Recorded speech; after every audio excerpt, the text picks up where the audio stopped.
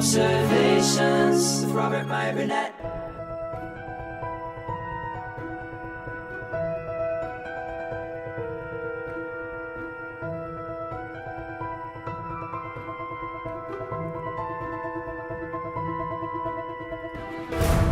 Well, greetings, Imagination connoisseurs. Once again, it is I, your Duke of Dope Discourse, your master of fun and wonder, your viceroy of verisimilitude, your sommelier of sci-fi and cinema, your archbishop of Banterbury, your chancellor of cheerfulness, your evangelist of the imagination, and your existential Mr. Rogers. That's right, me, Robert Meyer Burnett, and I am Robcasting at you, you imagination connoisseurs, you members of this, the Post-Geek Singularity.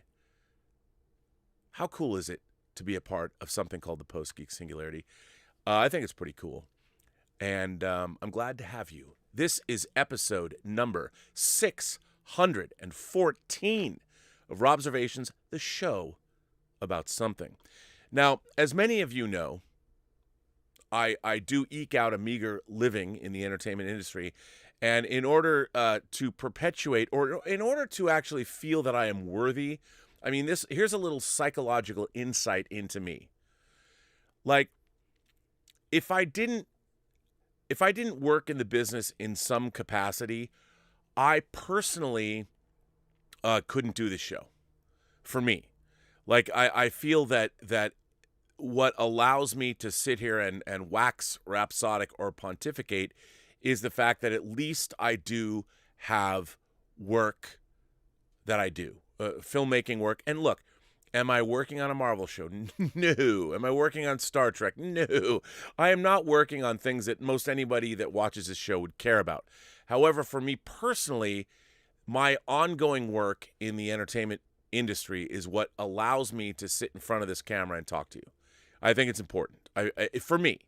And it's just a personal issue, and if I didn't feel that I had something worthy of sharing, I couldn't do this show. So that's what allows me to continue to do this. And so everyone knows that next week, for instance, if you live in the San Diego area, you can go to the 31st San Diego Jewish Film Festival. Find that on the internet, and you can actually watch some of my work. You can watch the film Tango Shalom that I produced, I edited, I was the post supervisor and the visual effects supervisor on the film.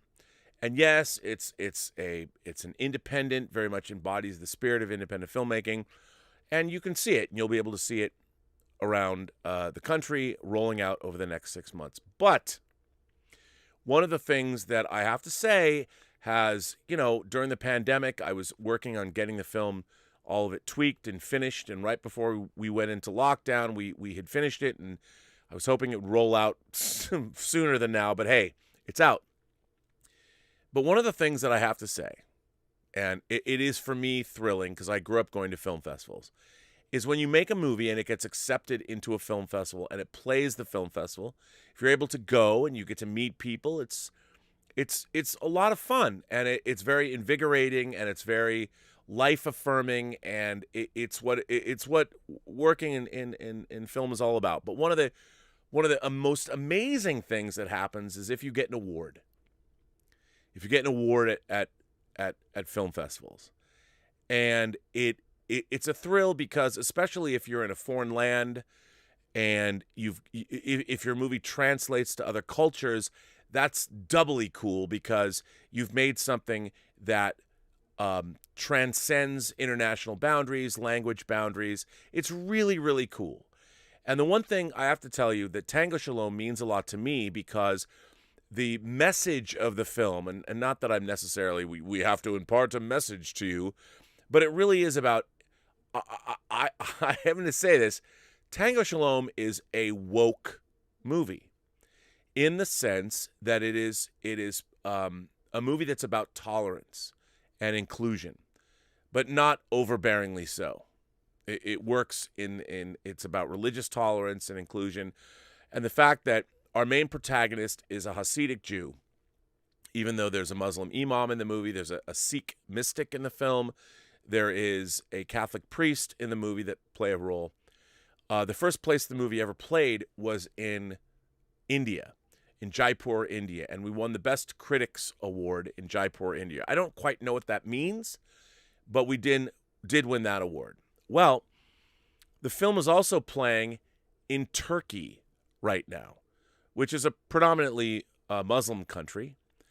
And this is news. Just found this out today. It is up. It is Tango Shalom is a finalist for Best Feature Film in Turkey. Obviously, I want to send out a big congratulations to the cast and the crew.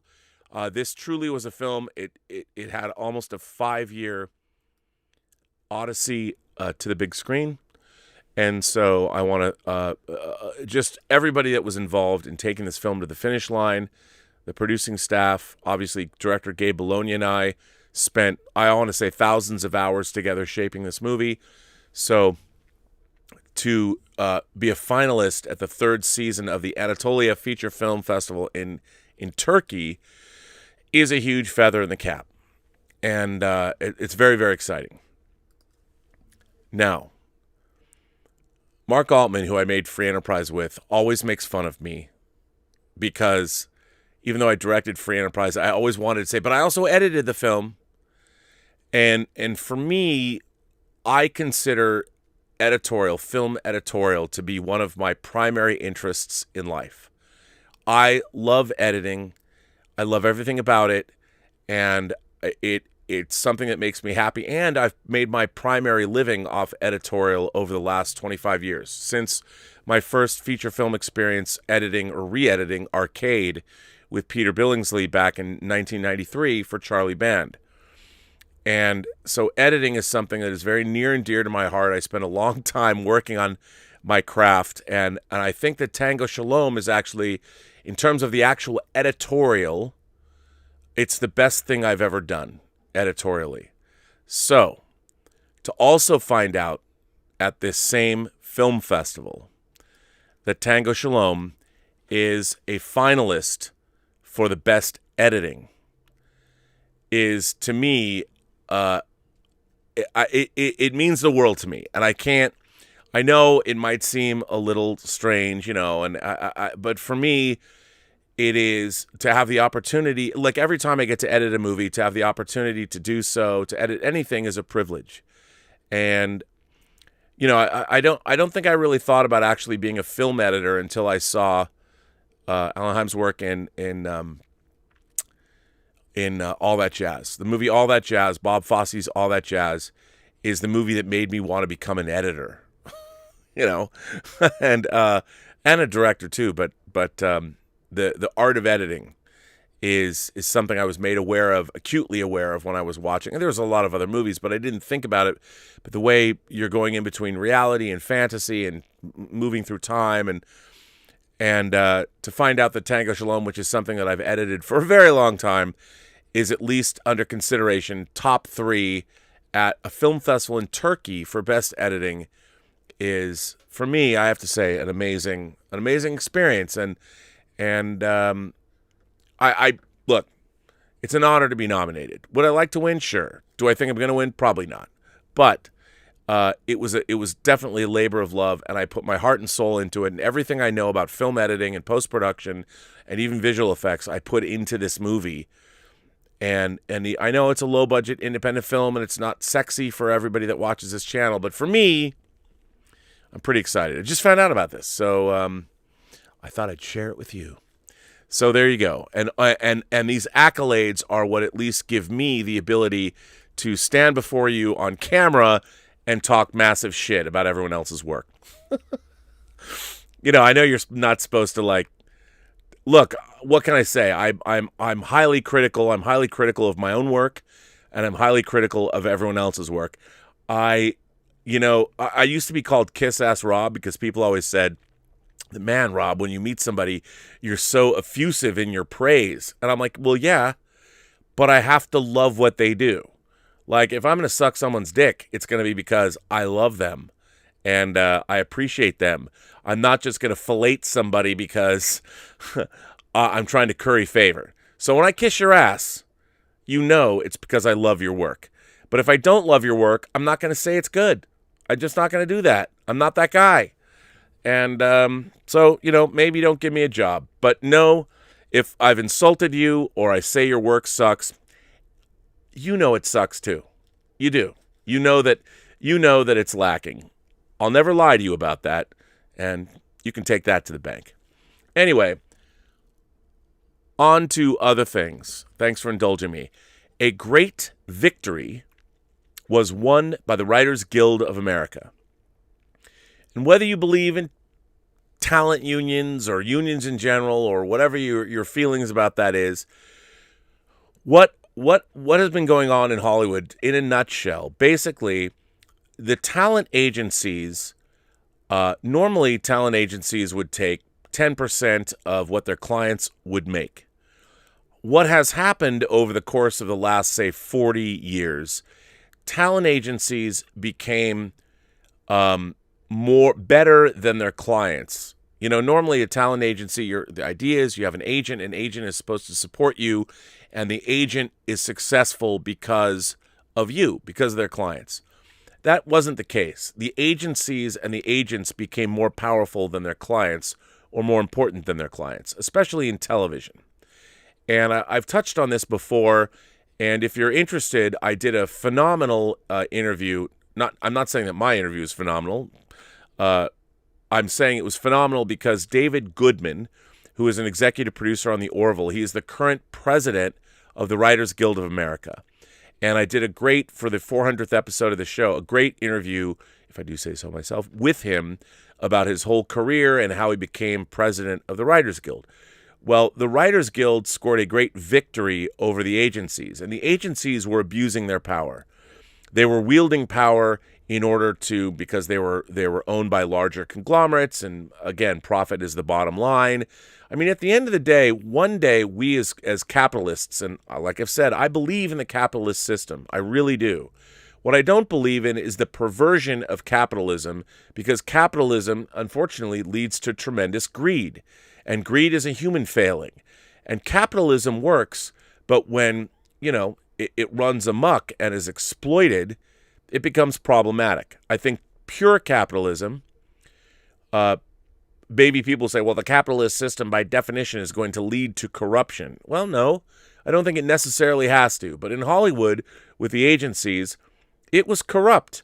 The agencies would use their power. They were packaging, meaning when an agency packages a show, what they do is they take their clients and they bundle them together, like CAA or William Morris Endeavor. They would say, okay, if you come to us, we want to package your project.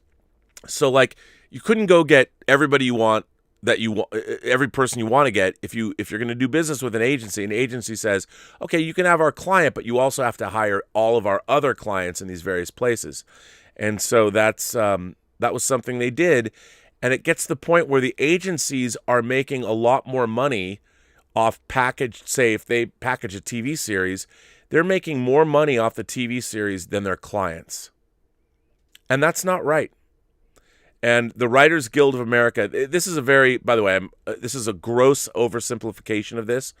So what happened was the writers and producers, the writers especially, sort of banded together and said, we're firing all of you.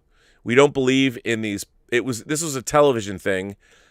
Agencies were packaging TV shows, and then they were making a lot of money on the back end, more money than their clients were making, even though the clients are doing all the work, but the agencies packaged the project. So the agencies were saying, well, we deserve more than our own clients, which is fucking wrong.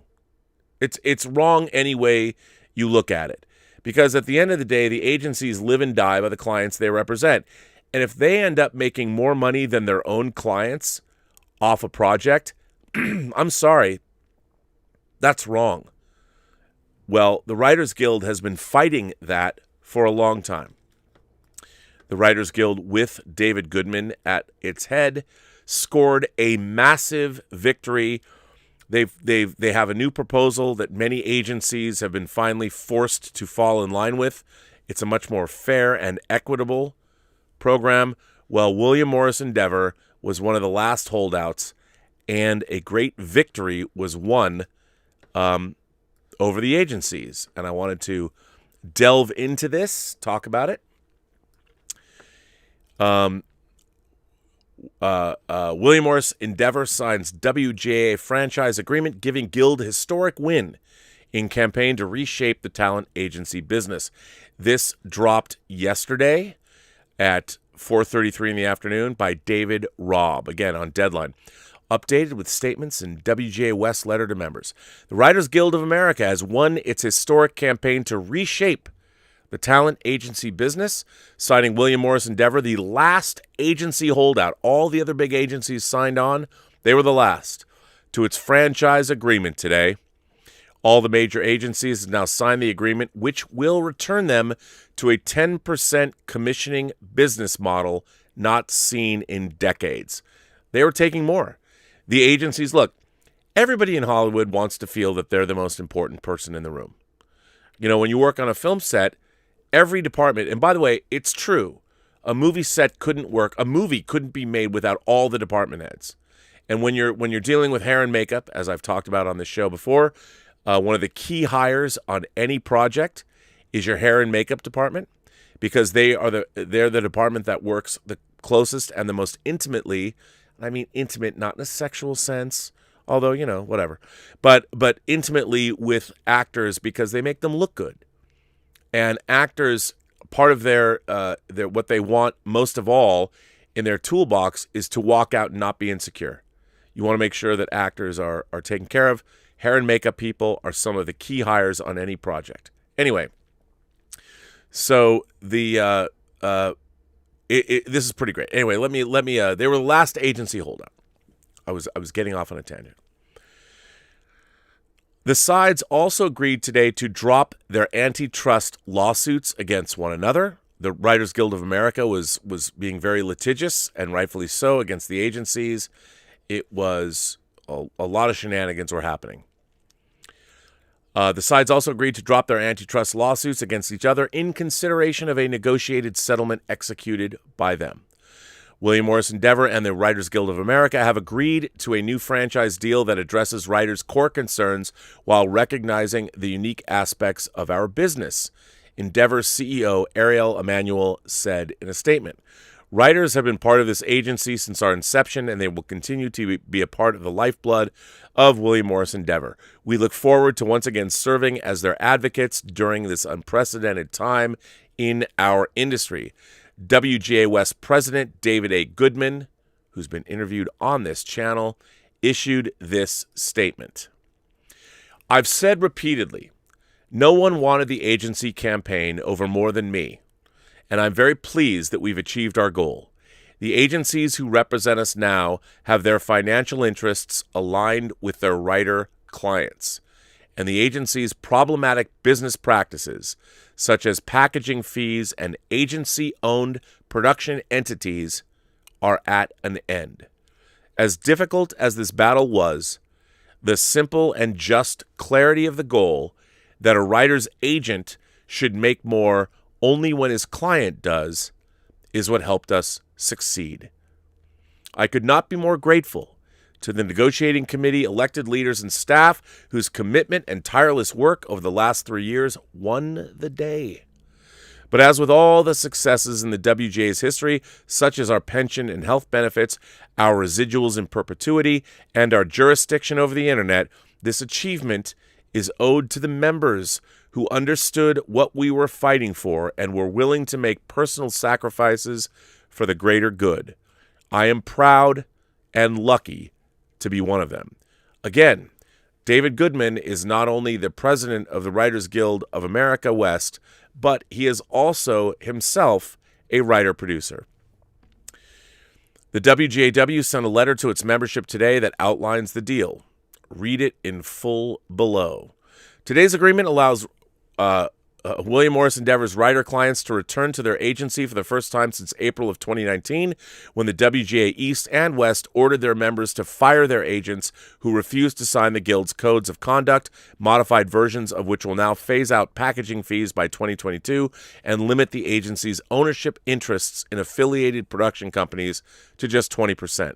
WME was the last of the major agencies to sign the WGA's agreement, in part because it has the most tangled corporate structure, and its production distribution affiliate, Endeavor Content, has the most projects currently in production and development, more than 300. William Morris Endeavor's signing will also end its long-running legal battle with the Guild, which both sides agreeing to dismiss their antitrust lawsuits against one another, a fight that's been going on for nearly 2 years.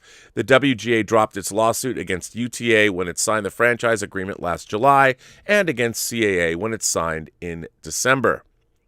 The WGA has long maintained that packaging, in which agencies bring together many of the creative elements of a show, and agency affiliations with related production and distribution companies create conflict of interest for the agencies, giving them an incentive to lowball writers on projects in which the agencies have a financial interest. The Guild claimed that the packaging fees paid by the studios to the agencies were a violation of state and federal labor law because they amounted to illegal kickbacks from an employer to an employee representative, which is absolutely true, by the way. The Guild also argued that agency affiliates with corporately related production companies made the agencies, in effect, both their clients, representatives, and employers. That is true, too. When agencies who traditionally represented clients, when they start owning parts of a production company, their production company people want to pay their employees less, and their employees are also clients of the agency. It was double dealing. It was dastardly. It is a bastardization of the capitalist system in general. And it certainly doesn't serve the talent at all. So you have to ask yourself, what is a talent agency supposed to be? Well, in this day and age, agencies were bigger than their clients. When really an agency should only be as good as their clients. But when agencies, look, everybody that works in Hollywood, they all think that they deserve whatever they deserve. They're like agents. Agents believe that they made movies. They made the films. And I get it. Everybody needs a healthy ego to work in this business. And that is not to denigrate somebody. I don't want to take away from anyone. But I'll tell you a story about my experience with UTA, the United Talent Agency. So when I was making Free Enterprise, I really wanted Elizabeth Berkley, that's right, Showgirls Elizabeth Berkley, to play a role in the film. It was obviously a low-budget film, not a lot of money, but I really wanted her to play this role. As a matter of fact, when I was writing the role, I was writing it for her, basically because of Showgirls and Saved by the Bell. I thought it would just add something to the film if she was in it. So we were negotiating with her agent and dealing with her agent, who was an agent at the United Talent Agency. I've told this story on the show before. So we sent over the script, as one does. We called back. We haven't heard back from you. What do you think? Oh, we haven't got the script. We don't have the script. Well, I knew that was not true. They had the script. But anyway, I worked at both CAA and William Morris as a reader, so I know my ins and outs through the agency. I said, listen, we will bring another script to UTA. I did it myself. I was the co-writer and director of the film, but I took this script myself. What you do is you drop the script off the mailroom, and then the mailroom siphons it through their system, and then they deliver it. That's a sort of a layer of protection, so no numbnuts or yo-yo can come off the street. So I did that. Called again. Oh, nope. Never got the script. All right. So again, I had a copy of the script made. I took it myself for a second time, which would be the third time total that we submitted the script to UTA, to Elizabeth Berkley's agent at the time. Again, apparently they never got the script, even though I dropped it off their mailroom twice. And in the original festival version of Free Enterprise, I put in the end credits, special thanks, and at the end there were two no special thanks. One was El Nino, because it rained a lot when we made the film, which was a little wacky for LA. But in no special thanks, it was to El Nino, and no thanks to the United Talent Agency. So in the festival version of Free Enterprise, that was in the end credits, and then it was told to me to take that out of the film. So when the film was picked up for distribution, we removed that credit from the end credits. But you know what? It's now, we made the movie in 98, so it's 23 years since we actually shot Free Enterprise. I can now say to UTA, fuck you, UTA. 3 different times I submitted your script, and 2 of the times I submitted my script, and 2 of the times I took it myself, hand delivered it. The director of the movie hand delivers, the co-writer with Mark Altman, delivers the script to you, and for 3 different times, we never heard back. So, let me just tell you, it's nice to know that this WGA is finally working together with agencies, because the agencies, as they got bigger, the rise of the larger agencies, I don't think the agencies I was a William Morris client for a year, and I worked on a project for Bill Cosby basically on spec. And when I wasn't an earner after the first year, I got cut from their roster. They cut like 10% of their non-earners. And I'm like, I'm working on a project with Bill Cosby where I would go to Bill Cosby's house. Now, hindsight is everything, so maybe looking back 2 decades, it's probably best I didn't end up doing that project about fatherhood. But still, my own agency had me going to Bill Cosby's house for a long time, and nothing came of it. But I did the work. And my agency, as a thank you, because they put us together, we were both William Morris clients, I ended up getting cut from their roster. So I love this. The WGA's victory could also normalize relations between the Guild and the Association of Talent Agents, the bargaining representative of more than 100 agencies, including all the major ones. The dispute began on April 6, 2018, when the WGA sent the ATA a 12-month notice to terminate their artists' manager basic agreement of 1976, which regulated talent agency representation of writers. The WGA then made proposals to the ATA for a new AMBA agreement that would eliminate agency conflicts of interest, but the 2 sides were unable to reach a deal, and on June 19, 2019, the Guild announced that it would no longer negotiate with the ATA and would instead negotiate with individual agencies. So I'm going to put this, if you want to read this article, I'm going to put it in the live chat. But basically, what this is really all about is the fact that the talent agencies made themselves ultimately because they were bigger corporate entities. They became big. It's not like you have 1 or 2 agents representing their clients and are tenacious. No, the agencies became beholden to themselves. They became more important than their clients as a business. And so their clients took second position always. And when the agencies are representing or they're involved with their own production companies, it's in order to, if they're looking out for their bottom line, if they're hiring their own clients to be part of a project that their own production company is making, they're not inclined to necessarily to get their clients the most amount of money, because they then are both employers and they are the managers and the agents trying to get them work. It's complete double-dealing ridiculousness, and the Writers Guild of America was correct. And the agencies they'd forgotten who they are. And I understand, because everybody in Hollywood wants a bigger piece of the pie all the time. But so anyway, congratulations to the WGA. Congratulations to David Goodman. Congratulations to all of the clients that are going to get their agencies back, because let me be clear. Talent agencies are great when they're working correctly, which is working for their clients and not, an agency is not, they're not employing their clients even though they were. The clients are doing the work. The agencies should be living and flourishing based on the good work of their clients, not the other way around. At least that's the way I see it. So, great.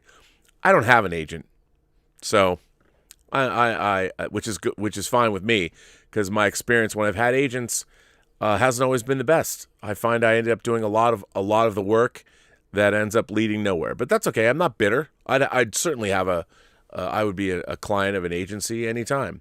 But anyway, it hasn't really necessarily worked for me.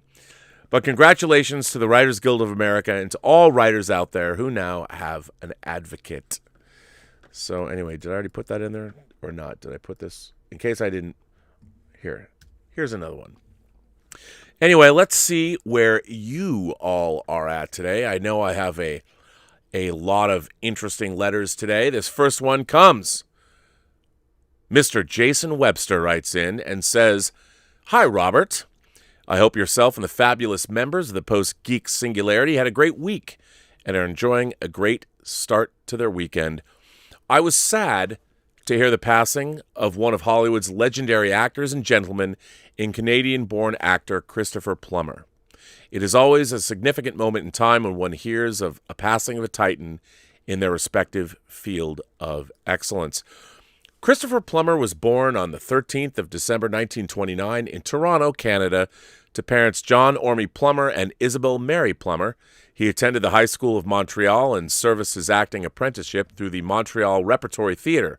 His early work in the theater included performances in the Star-Crossed Story from 1953, The Dark is Light Enough, 1954, Medea, 1955, The Lark, 1955, Night of the Auk, 1956, J.B., 1958, and Shakespearean plays Julius Caesar and The Tempest. Within film, Plummer built an extremely impressive career over 6 decades, honing his chosen craft. From serving his acting apprenticeship on Stage Struck in 1958 to the level of a master in classic and beloved films such as The Sound of Music in 65, Battle of Britain in 69, Waterloo in 70, The Spiral Staircase in 75, and The Man Who Would Be King in 1975. What a movie. Christopher Plummer was not afraid to grow and diversify as an actor. Through performances in films within various genres, whether musicals such as The Sound of Music, comedies such as Return of the Pink Panther, cult films such as Star Crash, Halt the Flow of Time, one of my favorites.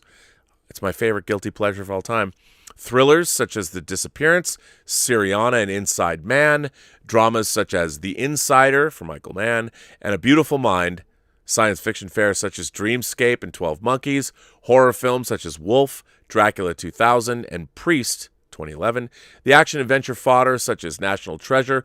Plummer also lent his voice to animated films such as An American Tail in 86, Babes in Toyland in 97, and 9 in 2009. This allowed to develop an extraordinary range and create performances rich with emotional complexity and depth. One of my favorite performances from Christopher Plummer was his outstanding portrayal of Sherlock Holmes in Murder by Decree in 79. It was a tour de force performance by Plummer, and he and James Mason as Dr. Watson lifted the quality of the film up another level. Plummer won the award for Best Performance by a Leading Actor at the Canadian film industry's own version of the Academy Awards, the Genie Awards. The film centers on Sherlock Holmes taking on the case of notorious Jack the Ripper murders, and he uncovers a conspiracy that may have been orchestrated by the upper echelons of British government. Christopher Plummer won the Golden Globe, BAFTA, and the Academy Award for his performance in Beginners in 2011.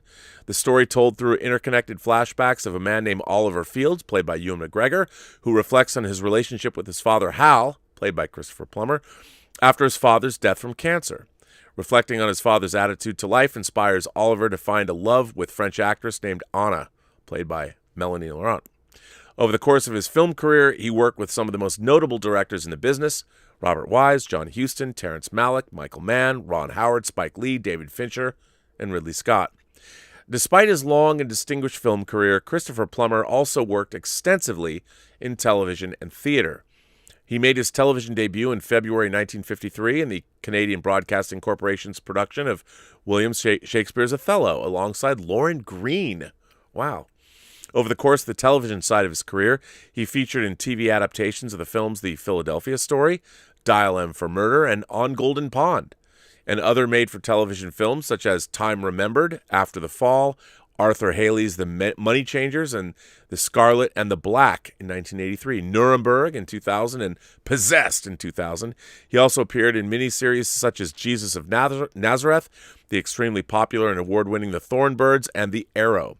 Plummer won 2 Primetime Emmy Awards, for which one was for Best Leading Actor in a Limited Series or Movie for Arthur Haley's The Money Changers. Christopher Plummer is one of the only few actors to have won acting's Grand Slam, the Tony Award, the Golden Globe, and the Academy Award. Over the course of his stellar career, he won 25 awards from 63 nominations, along with Maximilian Schell, Toshiro Mifune, James Shigeta, Sean Connery, and Robert Redford. Christopher Plummer has always remained one of Mother's favorite actors since she was young. One of the true legends of acting has passed away from this world. And though Christopher Plummer may be gone, his extensive body of work will live on to entertain and inspire countless generations to come. Rest in peace, Christopher Plummer. My sincere condolences to his family and friends. Sincerely, Jason Webster. Jason, what a tremendous letter, but I'm sorry.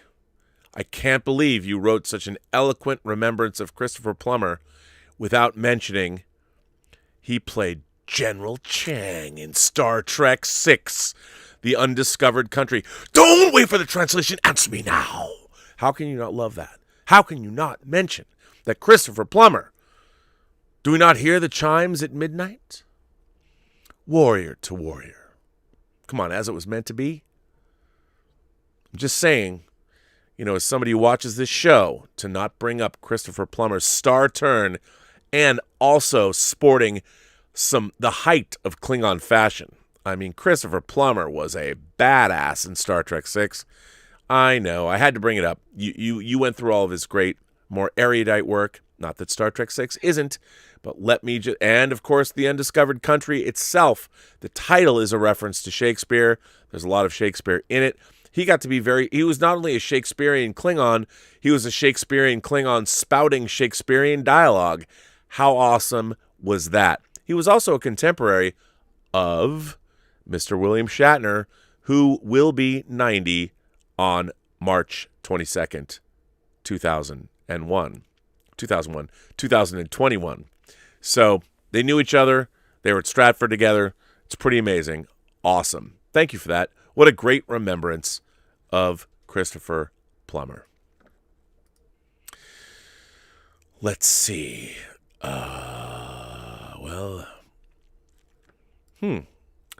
This one comes from our friend Dean Mikitich. Dean says, "Hi, Rob and the Post-Geek Singularity. I wanted to talk about Season 5 of The Expanse. As this will contain spoilers, can I ask anyone that has seen it to turn your sound off, or hasn't seen it, I think you meant. And Rob, can you please do the Fonzie finger pistols to let everyone know they can turn their sound back on?" So, we'll see. I guess people are saying, oh, you can't send in tips for Stream Elements. I don't think that's true. I'm looking at, for those of you, if you want to send in tips or super chats, we are getting tips. Roger Haynes just sent in a super chat right now in the last minute. Jeff Yerke has sent in tips over the last 3 minutes. People can send in tips. If you want to send in tips to be addressed on this show, you can do it as always. I am seeing all of them. They are showing up, just so you know. I have them here. Anyway, let me start again. Hi, Rob and the Post-Geek Singularity. I wanted to talk about Season 5 of The Expanse. As this will contain spoilers, can I ask anyone who hasn't seen it to turn your sound off? And Rob, can you please do the Fonzie finger pistols? Ayy! To let everyone know they can turn their sound back on. All right, here we go. So turn your sound off if you haven't seen all 10 episodes of The Expanse Season 5. Ayy! Yeah! Sit on it, Ralph. Let's begin. Season 5 kicked off with 3 episodes dropping at the same time, and each one was better than the last. I was on the edge of my seat watching them. Even though I read the book this season is based on, things have to be changed for the TV show, so I sort of knew where it was going, and I will say this is one of my favorite books from the series. Episode 4 dropped, and while it was not as good as those opening episodes, it was still some of the best TV in recent years. Everything was moving along nicely, and the stars of the show got their time to shine. And then we got to the midpoint of the season, and there was a major tonal shift. The story slowed down and focused more on Naomi, Marcus, Inaros, and Drummer. Though Amos does get nearly a full episode devoted to him and Clarissa trying to get off Earth, his storyline was one of my faves of the season, but Bobby and Alex and Holden are barely in the second half of the season and reduced to bit parts in their own show. I totally agree with that, by the way. It was inexplicable to me. Then we got the final episode, and bang, the show is back on track and it's full steam ahead. The closing scene leaves us wanting more, but unfortunately it leaves us asking questions that should not be answered in Season 6, as they will be dealt with in the final trilogy of books, which are set 30 years after the current story arc. One of the questions I had heading into the season was how they're going to deal with Cass Anvar leaving the show. Well, that was answered, and I hated the resolution they came up with, as it was terrible how they did that. I think killing off Alex was a big mistake. He is the heart of the Rossi, the ship from the show, and while they had to find a way for him not to be in the show for Season 6, I thought it was a bad move. I would have preferred that he was badly injured, rescuing Naomi, or even fell into a coma, leaving the door open for his return in the future. Yes, officially Season 6 will be the show's last, but the showrunners confirmed it is not the last we will see of The Expanse. As I said, the next story arc is set 30 years in the future, and to have current actors playing older versions of themselves for 3 seasons just won't work with them having to be in the makeup chair for hours each day. So I think the showrunners have made agreements with Amazon and the actors to come back in 5 or 10 years' time to pick up this story and finish what they started. I don't know if that's true or not. That would be unusual if it is, but you never know. I would not be surprised if they have plans in place just in case an actor can't return for whatever reason. If this is what they're planning to do, why couldn't Cass Anvar return? What has he been accused of? What he has been accused of never happened on a film set but at a convention. Does he not deserve a second chance after time away? Speaking of Cass, I also think he's the reason the tone of the show changed halfway through the season. The showrunner had already mapped out what they wanted to do for this season and started filming, but during filming, word came down that Cass was being let go before he could finish all of his scenes. And by this point, they were halfway through the season. This meant that the showrunner had to remove everything with him for the second half of the story. It's true. This also affected everything with the Rossi and only left them with 2 storylines they could focus on, Amos and Naomi. They had to pick one to drag out to fill the space left behind with Kaz's departure. The Amos storyline does not really affect the bigger story, while Naomi does, and there could be a lot more emotion coming from that storyline. So this is what they went for. Rob, you have also stated you would like to have had seen more of the split Martian military and what was going on with them to fill out the story. I don't think this would have worked for 2 reasons. 1, Alex and Bobby would have to be involved as it's part of their storyline, so not an option. And 2, they're barely in the book, and if the showrunner did delve into what was going on, it would ruin what happens in the final trilogy of books. As a whole, I did enjoy the season, but I don't think it was at its best because of that tonal shift halfway. But it was still some of the best writing on television at the moment.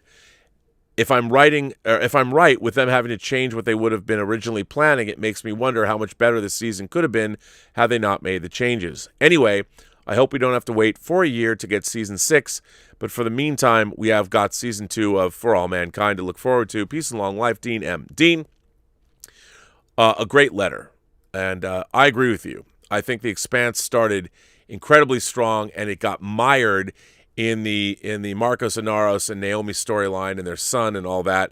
And I think you're probably right. I do think the Martian conspiracy and the breakaway Martian military was a big part of what was going on in the end of Season 4 and the beginning of Season 5. Where were the ships going? And they sort of dropped that, and then they pick it up in a big way in the final episode. And I think a lot of people were left scratching their heads going, well, wait a minute, what's wrong?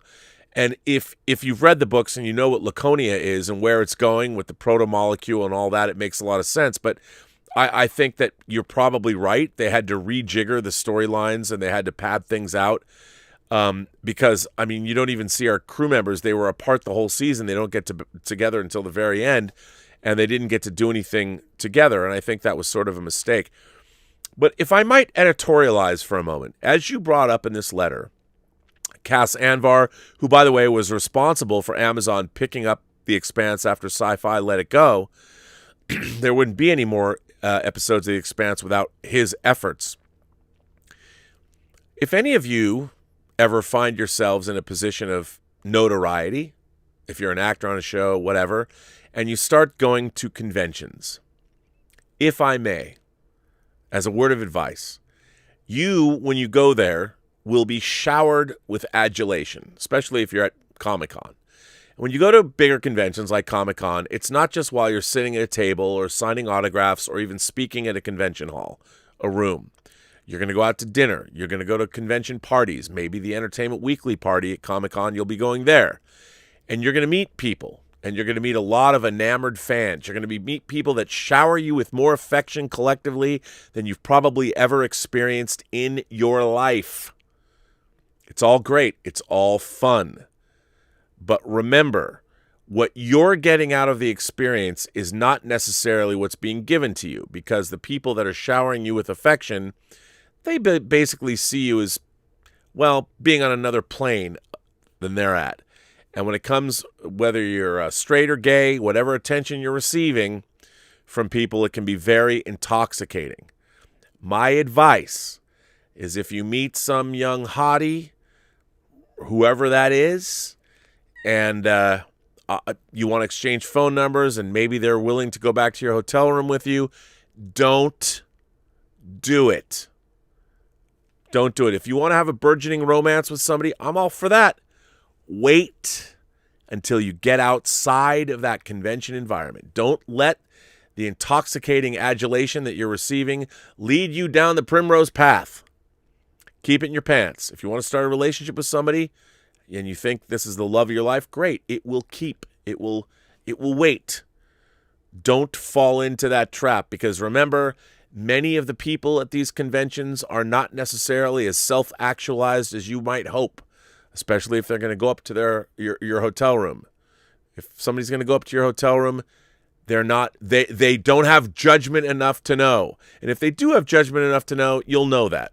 But for the most part, you shouldn't do it anyway. Then you wind up getting killed on your own show, executed before your time. Just saying, just a little bit of, this is my own opinion. Take it with a grain of salt, but just a thought. This next letter comes from Ash Chuan, I think. Chuan. I love this last name. Hang on, let me take a little swig of the vino. It's my show, and I'll drink wine if I want to. Patience was once a virtue. Not anymore. In today's world of instant gratification, patience is no longer valued. And in Hollywood, where billion-dollar grossing films are now the norm and immediate profits are championed by executives, patience is all but dead. This is especially true when dealing with how to develop a modern movie franchise. When Disney purchased the rights to Star Wars in 2012, the news was met with intense excitement. The news only got better for Star Wars fans when it was revealed George Lucas would not be a part of the creative duties of the new era of Disney Star Wars films. Rightly or wrongly, fans had labeled Lucas and his unrestrained filmmaking as the reason why the much-maligned prequel trilogy didn't live up to expectations and was a shadow of the original trilogy. No longer the singular vision of one man, Star Wars was now under the control of a multimedia empire.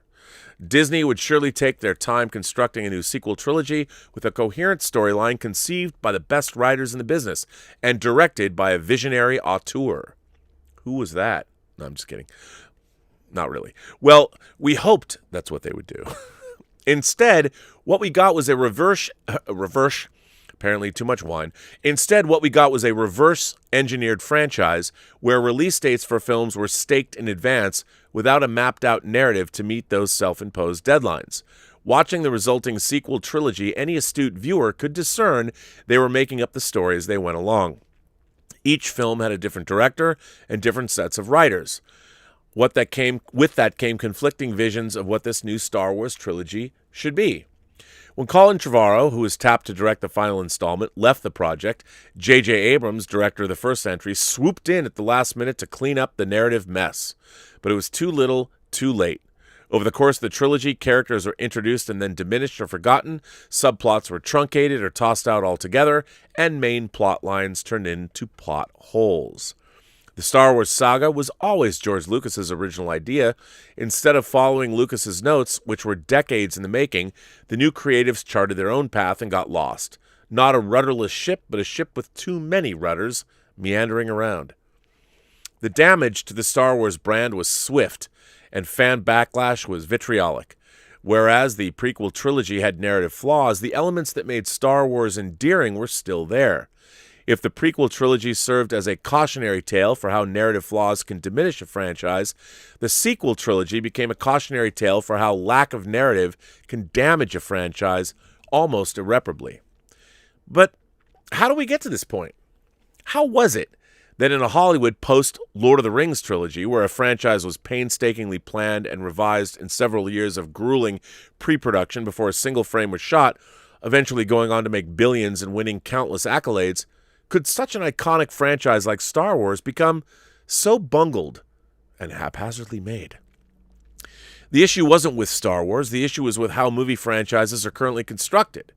Instead of planning things in advance and creating an overarching story, studios are now making these franchises up as they go along, or worse, trying to emulate winning formulas of established and totally unrelated franchises just to generate box office success and meet corporate expectations. Release dates are now planted years in advance to stake out that too-important opening weekend, and films are fast-tracked or rushed into production as a result, oftentimes resulting in feverish productions to meet unrealistic deadlines. This all amounts to a reverse engineering of franchises. However, the problem runs deeper than the wrong creative minds being in charge of a franchise. In this day and age of movie studios being subsidiaries of larger conglomerates, the art of movie making and meticulous pre-production has been supplanted by spreadsheets that need to make quarterly projections. Nothing is guaranteed when making the first film of a hopeful franchise, but to put the franchise before the story is a greater mistake. The Burnett axiom: never put your universe before your characters or your stories. Never put your franchise before each movie. For studios to be solely reliant upon the popularity of the franchise material to generate revenue, regardless of film quality, is a dire mistake that can alienate the fan base and end up killing a franchise. One only has to look at the immense failure of Universal Studios' attempt at reviving their roster of classic movie monsters into their own cinematic universe, the Dark Universe. I would say that actually they had a pretty good idea. They just bet on the wrong creative team. Tom Cruise was cast in The Mummy alongside Russell Crowe's Dr. Jekyll and Mr. Hyde. That wasn't the mistake they made.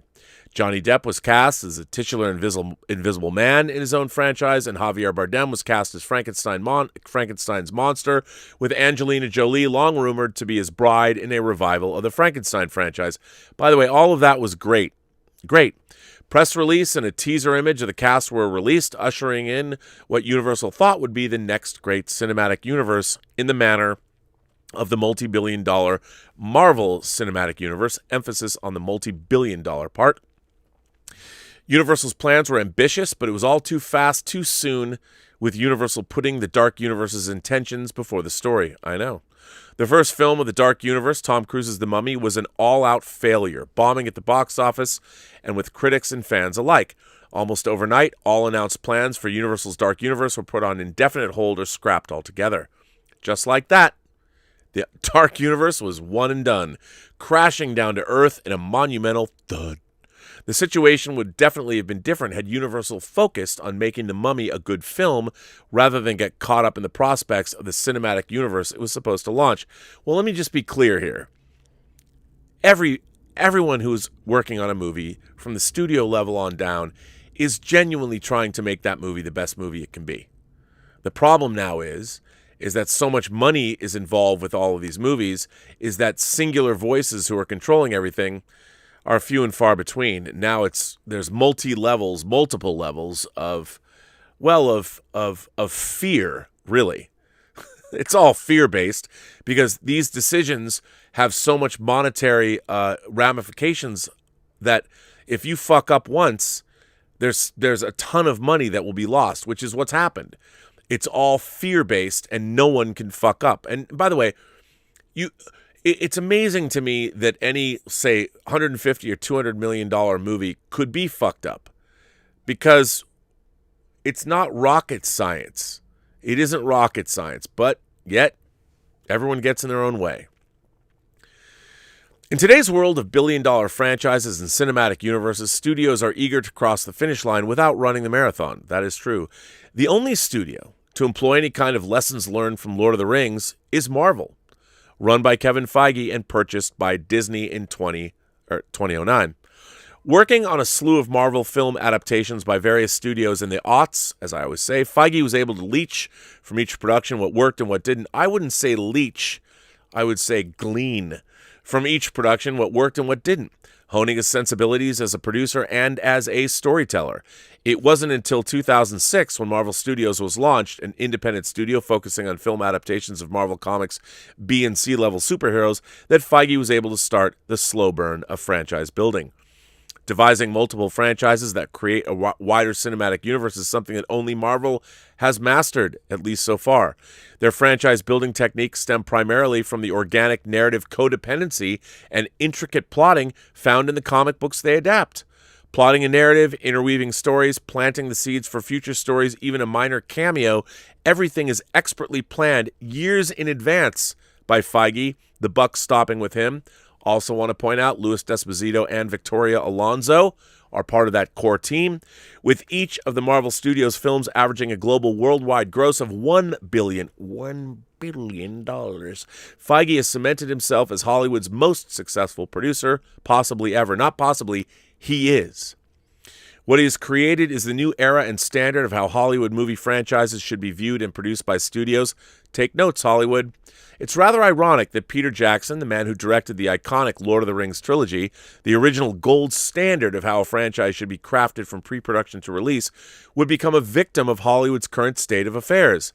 When it was announced that The Hobbit, a prequel to The Lord of the Rings, would be adapted into 2 films, with Jackson serving as producer and co-writer and Guillermo del Toro as director, this new franchise was once again sent to reprise the greatness of its predecessor.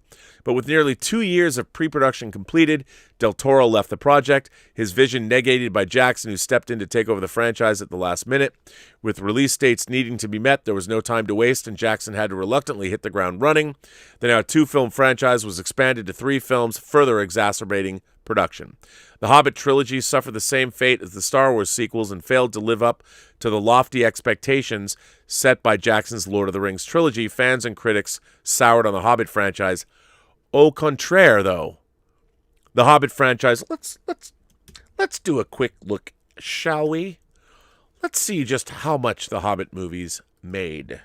Why don't we? So, The Hobbit, An Unexpected Journey, the first movie in the franchise, grossed $1,017,368. The Hobbit, An Unexpected Journey crossed $1 billion. The Desolation of Smaug, let's see how that did. That made a little less money, but it still made $958,366,855.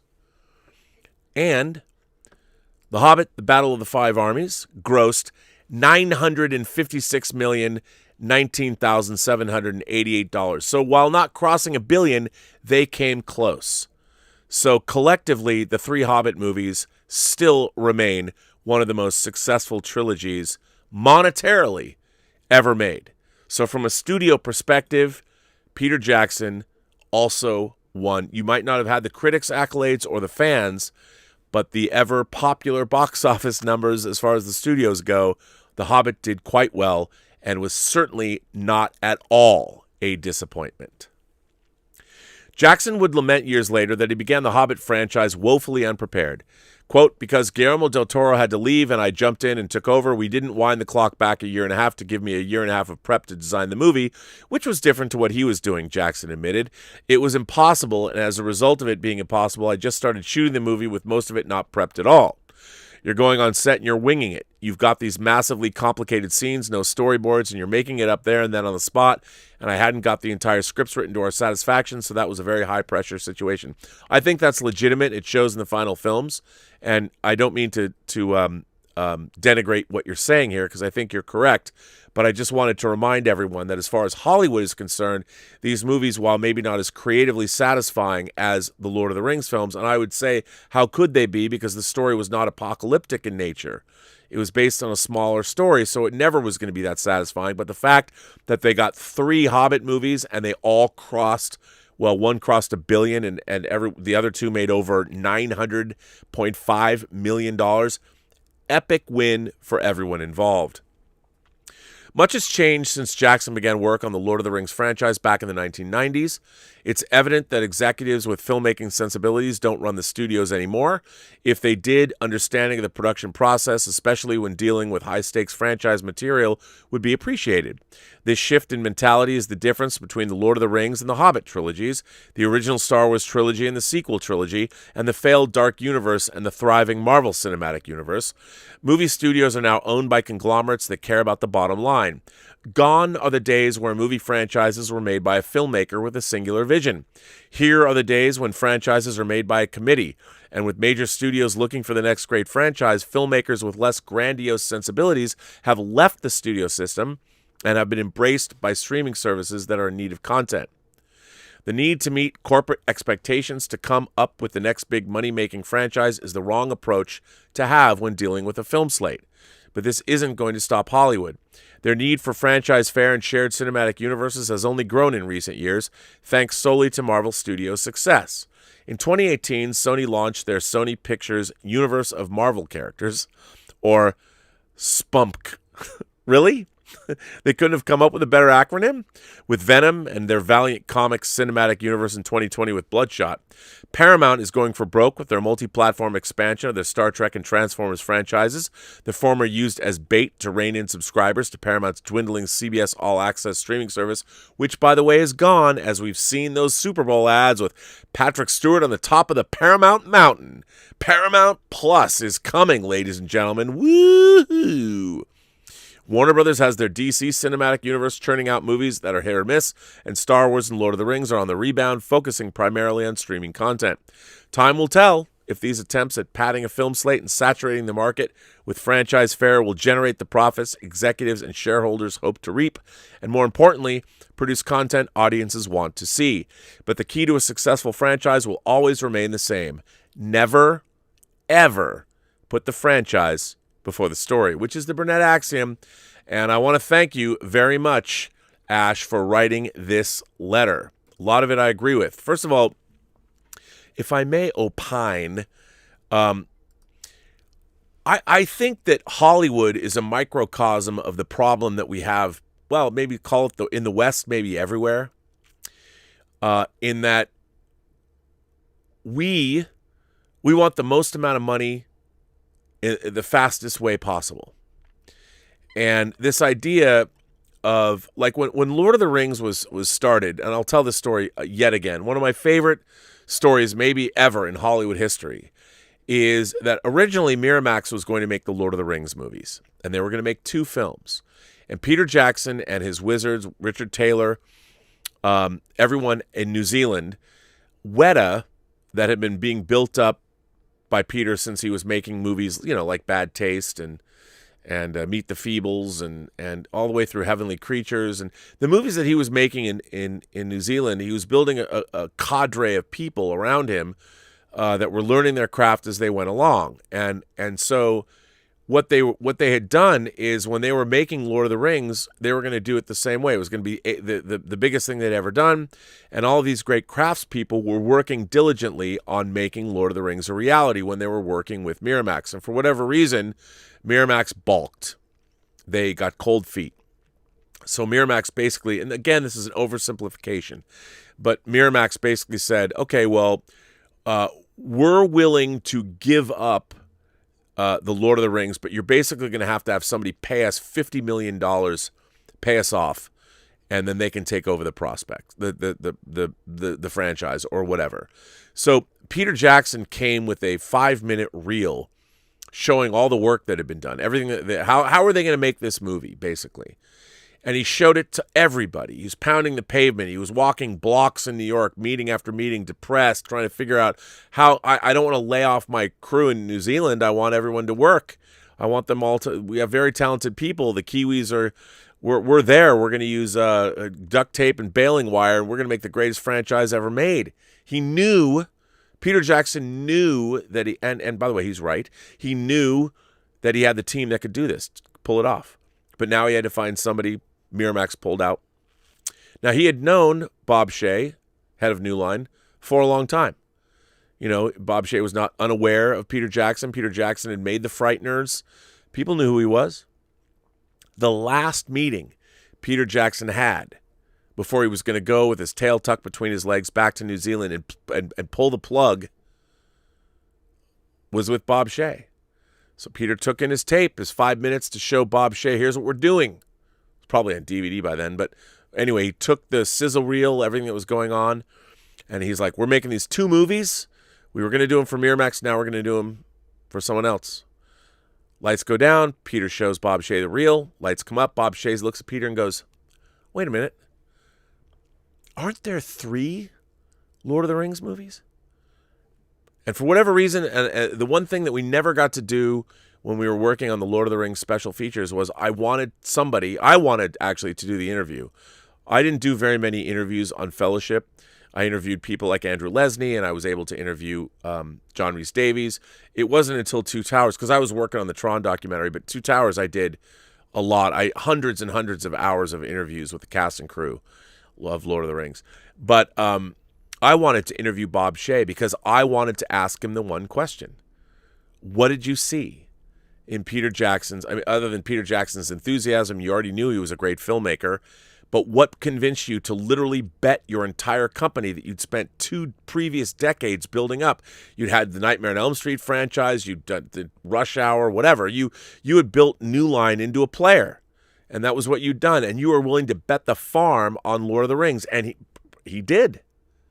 He did. He rolled those dice. He was Dr. Dealgood from Beyond Thunderdome. Dice are rolling. Break the wheel or make a deal, whatever it was. I like Dr. Dealgood. I like Beyond Thunderdome. But anyway, so he did it. Made it happen. Probably the biggest risk ever taken in Hollywood history, at least at one time. Why don't we make all 3 movies at once? Yeah. I mean, and that was not an easy proposition. For those who have watched the special features on the Lord of the Rings discs, you know that they were working, those movies were very iterative. They were working on those movies up.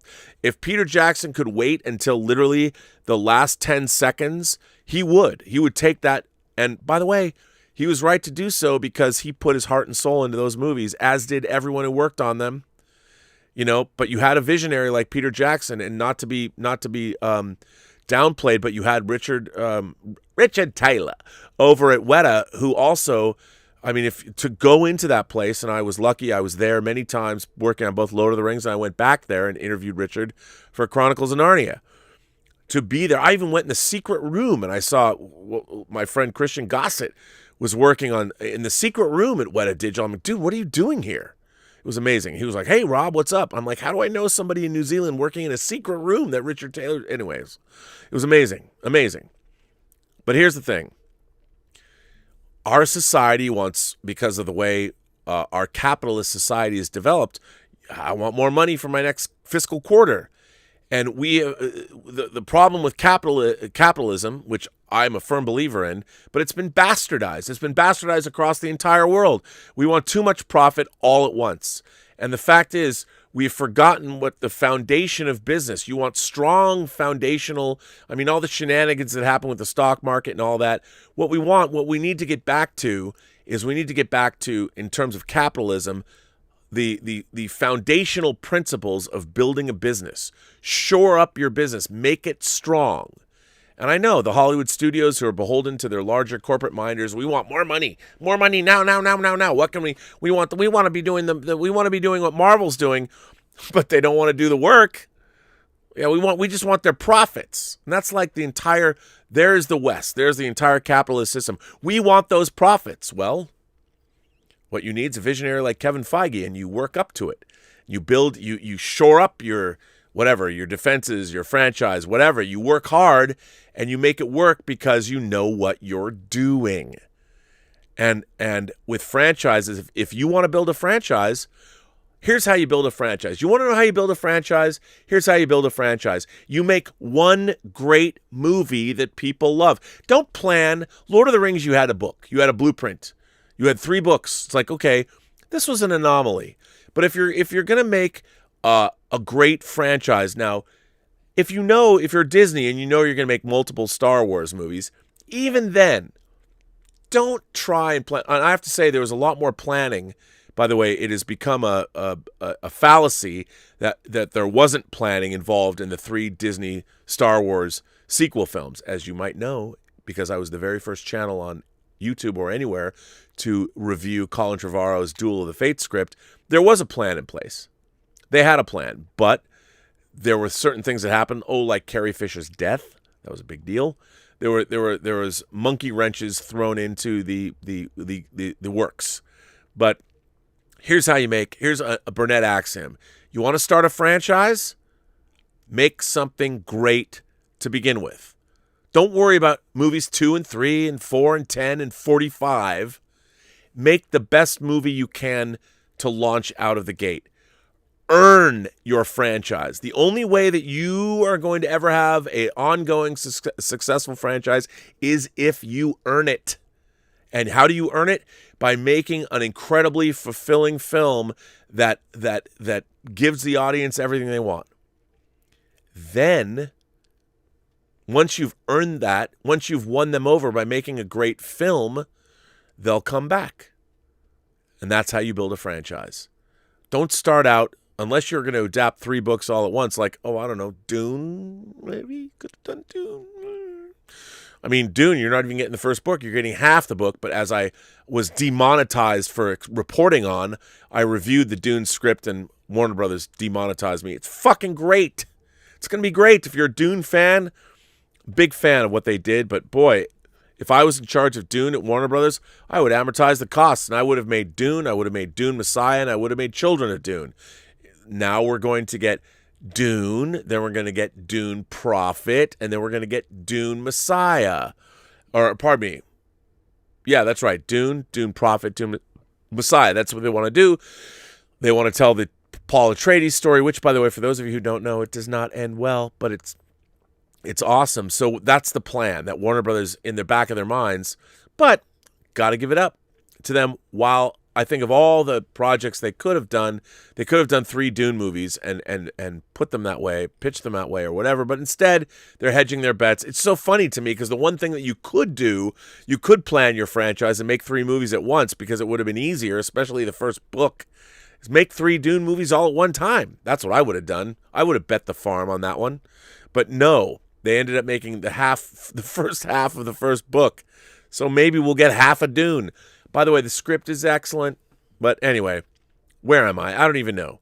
I'm just going to say that the problem is we live in a world now where the corporations as they exist, the shareholders, the whole ecosystem that we have here in the West in our corporate-minded society is no longer geared toward long-term stability.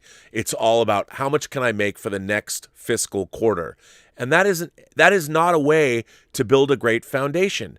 And the thing is, when they expect the studios to be magical, and every time they are going to make a $200 million movie, there's so many cooks and so many people that get to weigh in, because at the end of the day, you have to appease your corporate base and your shareholders and all that.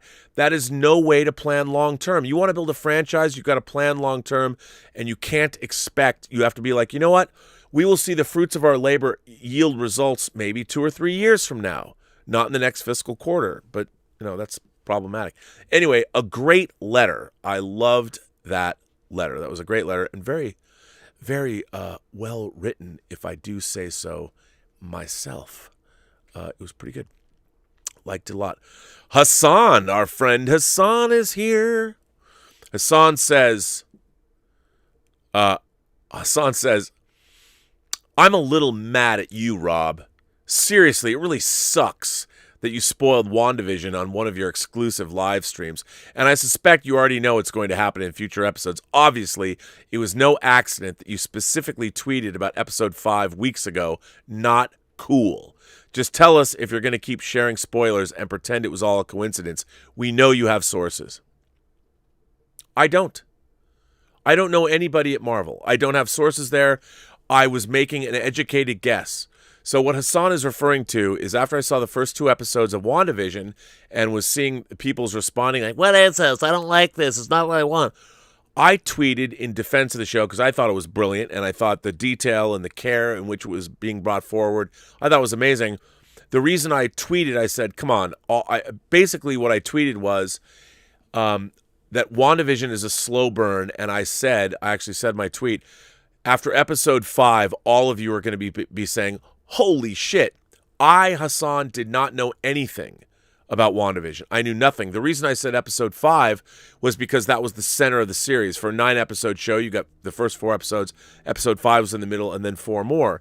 And I figured, just knowing what I know of storytelling and limited series and all that, I assumed I had no knowledge of whether or not that was true or not. I did not know what was going to happen at the end of episode 5 was going to happen.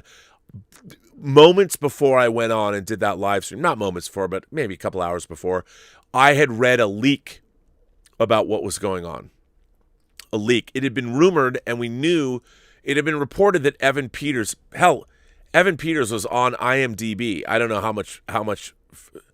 So I guess, I can talk about it now. We all know that Evan Peters, who played Quicksilver in the Marvel X-Men universe over at 20th Century Fox, showed up and returns as Quicksilver at the end of WandaVision, at the end of episode 5. Of course, which is so monumentally, from a storytelling standpoint and from a comic book standpoint, it's mind-blowing, because the man who played, what is it? Not, I want to say Evan Taylor. It's Aaron Taylor Johnson, who played Quicksilver in Age of Ultron. Not the same actor. So it was a very mind-blowing, very cool thing that they did. I loved it. I thought it was awesome. I didn't know that was going to happen. That was a leak that came up that I had read. I didn't even know if it was true. So I know nothing about WandaVision. I don't have any spoilers to offer. I really don't. Just an astute look at the industry, but I don't. So I understand you can get mad about it, but it's and I did do it on a private chat, even though I made it, probably shouldn't do that. Maybe I probably shouldn't do that necessarily. Yeah, probably shouldn't do it. Anyway, yeah.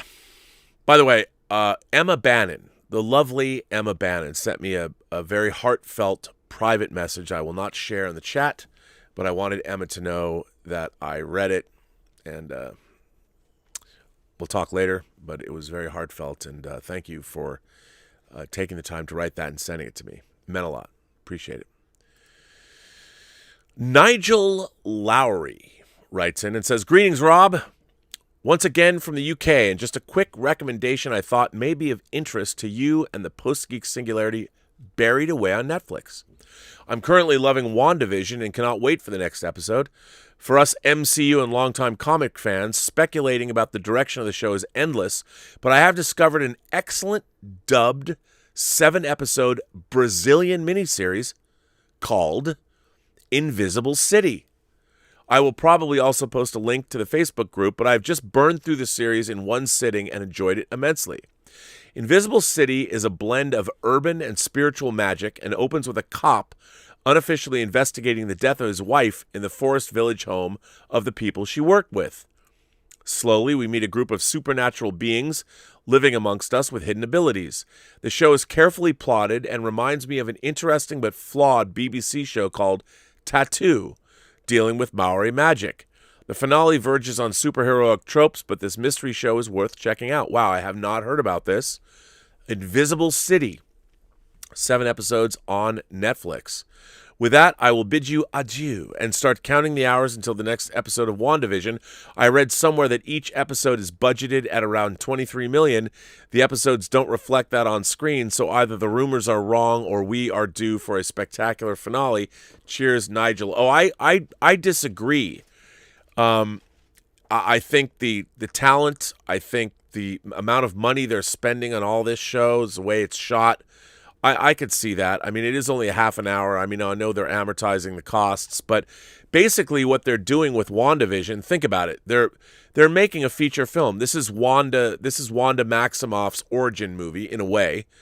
It's 9 episodes, so what is that? That's 4.5 episodes, probably longer than that, or 4.5 hours. So that's what it breaks down to. So I'm sure it's gonna, get bigger. But I think that the money they're spending, it's up there. It's up on the screen. Now let's see. Let's see what you guys are. What are you saying? Let me get back to where we're at here. I don't know. I don't know what you're saying because I haven't read any comments yet. Let's see. All right, here we are. Let's jump in there. 310 to Livia's other son sends in a tip. Just a heads up, physical media collectors. A bird on a grapevine told me that Orwell's 1984 and the latest Bruce Lee collections are going out of print. 1984 is not expected to return, but Bruce Lee collection is, but with less docs. Yeah, that makes sense. I'm working to confirm this. Stay Disney, my friends. The real question is, are we going to get The Mandalorian or WandaVision on actual physical media? Because I would hope we would. Jeff Yerke and Mrs. Y sends in a tip. Jeff Yerke, who is clearly the most romantic man, other than Claude and Candida, the most romantic man on our channel because, boy, does he love his wife. Jeff Yerke and Mrs. Y says, hi, Rob. First off, Mrs. Y and I are thrilled that Tango Shalom is launching to notoriety. We wish you the best of success. Now, for reasons I do not understand, I'm vowing to watch all of Star Trek The Original Series Season 3, and I've watched it 1,000,000 times. Am I excited? No. Am I happy? Yes. It's way past due for Laurel, and to hang with Garth, the givers of pain and delight, Droxine, Janice Lester, and of course, Kirok.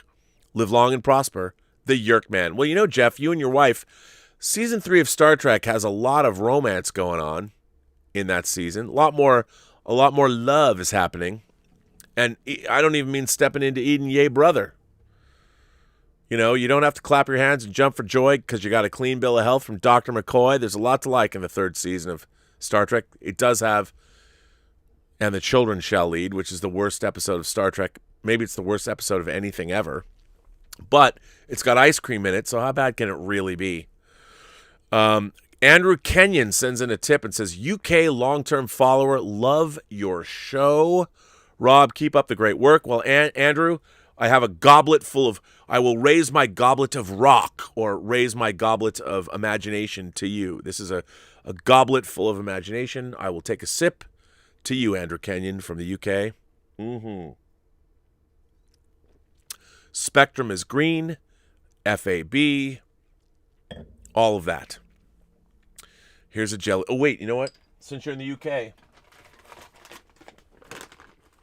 I know these are German, and these are gummy bears. They're not jelly babies, but pretend I'm having a jelly baby for you. Because I can do that. I'm never without Haribo bears. I know. What health I must be projecting between wine and gummy bears. As I said, Roger Haynes sent in a super chat. Anonymous sent in a tip. Thanks, Anonymous. Sheriff Carl is here. Sheriff Carl says, Christopher Plummer was the head of Pagan, People Against Goodness and Normalcy in Dragnet. My favorite role of his. Man, those goat masks. I forgot he was in Star Trek 6. What? Sheriff Carl, how can you forget he was in Star Trek 6? My dad took me to see that at the Factoria Cinemas, your old stomping grounds, man. What I saw at Factoria. By the way, that was also the theater that I went into and filmed the screen. Paid a little bit of money to be let in after hours to make bootleg videotapes. Shh, don't tell anyone. I mean, you know what I saw? Just movies I saw at Factoria. I saw Clash of the Titans and For Your Eyes Only and Raiders of the Lost Ark and Excalibur and 9.5 Weeks. And, oh my God, I can't, so many I can't even tell you. I probably saw more movies at Factoria than any other, Factoria, Crossroads, than probably any other movie theater. That's amazing. My old stomping grounds. And there was the Godfather's Pizza there as well, which I also liked. Cliff Elor sends in a super chat and says, Save the Cat or Sid Field. Well, Blake Snyder wrote Save the Cat, and I was friends with Blake Snyder before he passed away. I think they're both legit. For what Cliff Elor is saying, Save the Cat is a book on screenwriting, and so is Sid Field's books on storytelling. I think they're both valuable to read. Absolutely. Also, just want to say, keep grinding when it comes to film and story. Your voice is one of the few I trust and learn from. Well, Cliff, thank you very much. I mean, I do try and bring an authenticity, and I will tell you this: I'll never just talk shit just to talk shit. At least I believe in the shit that I'm talking. And if by the way, I've been corrected by industry insiders. People have contacted me if I get something wrong, which I very much appreciate. So if you are an industry insider and you think I am full of shit, you can always contact me through the Burnettwork.net website, where you can always send me a letter, and I'll read it. If I'm wrong, I will correct myself, I promise. Justin Toner, one of my moderators, is writing me letters and sending me tips. I love it. Hi, Rob. The great Emma Bannon shared on the Let's Get Physical Media Facebook group that it looks like Star Trek The Motion Picture Director's Edition is finally coming to Blu-ray and 4K. Fingers crossed, it's true. Also, hoo boy, WandaVision Episode 5, mind blown. Well, you know what? Okay, let's look into that and find out if that's necessarily true. Hang on. Let's see. I'm going to put down Star Trek, the motion picture, director's cut, Blu-ray. Let's see. Let's see if there's any new information about this.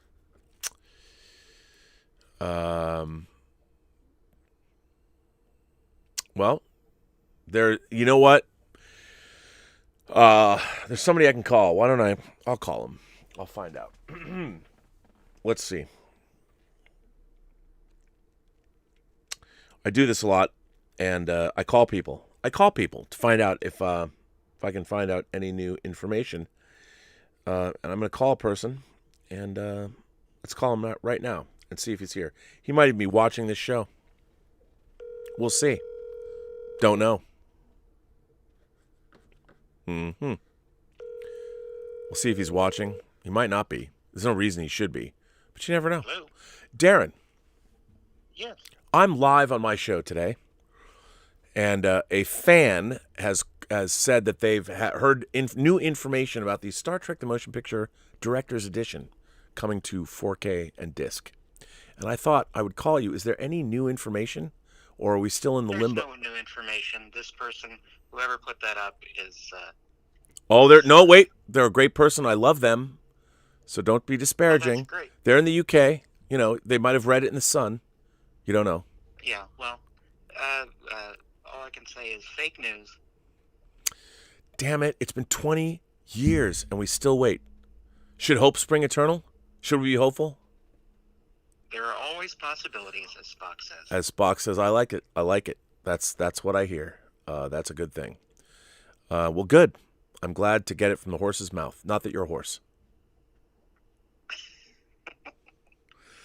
I just thought I'd ask. And by the way, this would be a good opportunity. Why don't you plug this week's episode of the Inglorious Trexperts podcast? Well, we have a new episode of the Inglorious Trexperts podcast. I believe the one up now is the lost scenes from various Star Trek movies, and we talk about those, and it's a lot of fun. And where can people find that Inglorious Trexperts podcast? Anywhere you get podcasts, and if you want to watch us on the Inglorious Trexperts, we are on the Electric Now app on pretty much any device that you have an app store for. And let me ask you this. one of the things about the Inglorious Trexperts podcast, there's a lot of Star Trek podcasts, but this is by far the Tiffany standard in Star Trek podcasts. Can you share with us what we might be seeing or hearing from the Inglorious Trexperts in the future? Starting, I believe, next week, we have what we are calling the Trexperts Briefing Room, which is episodes that are us and special guests doing audio commentaries to Star Trek episodes, all the way from TOS through Enterprise. And we do a selection of episodes that may or may not be on everyone's top lists.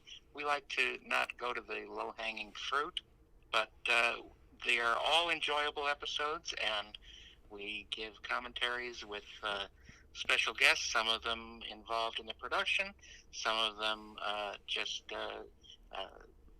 experts that we've had on the show before, and other times it's just us goofing around and giving our Trexperts knowledge free to all. And I do have to say, I don't know if you've heard, because I was saying this on the show today, Darren Dochterman was also responsible for the visual effects in Tango Shalom. He did a lot of digital work, compositing, wire removal, and if I didn't bring it up already, Tango Shalom has been nominated. We're down to the last 3. Best film at the Anatoly Film Festival in Turkey. That's excellent. And guess who is up for Best Editing? That's right. Marsha Lucas, always. Anyway, but I want to thank you for your insight, Darren. Thanks for picking up. And sure. and everybody should watch or listen to the Inglorious Trexperts podcast, because this is one of the hosts of the Inglorious Trexperts podcast, Mr. Darren Dochterman. May the force be with you. May the force be with you, and peace and long life, and survive and succeed. And only a fool fights in a burning house. Have fun, Rob. All right, man. Thanks for picking up. So there you go. There's, right from the horse's mouth, one of the directors of the special effects of the Star Trek The Motion Picture Director's Edition, also an Inglorious Trexpert, Mr. Darren Dochterman. So that doesn't mean Emma Bannon is not great, because I love Emma Bannon. But apparently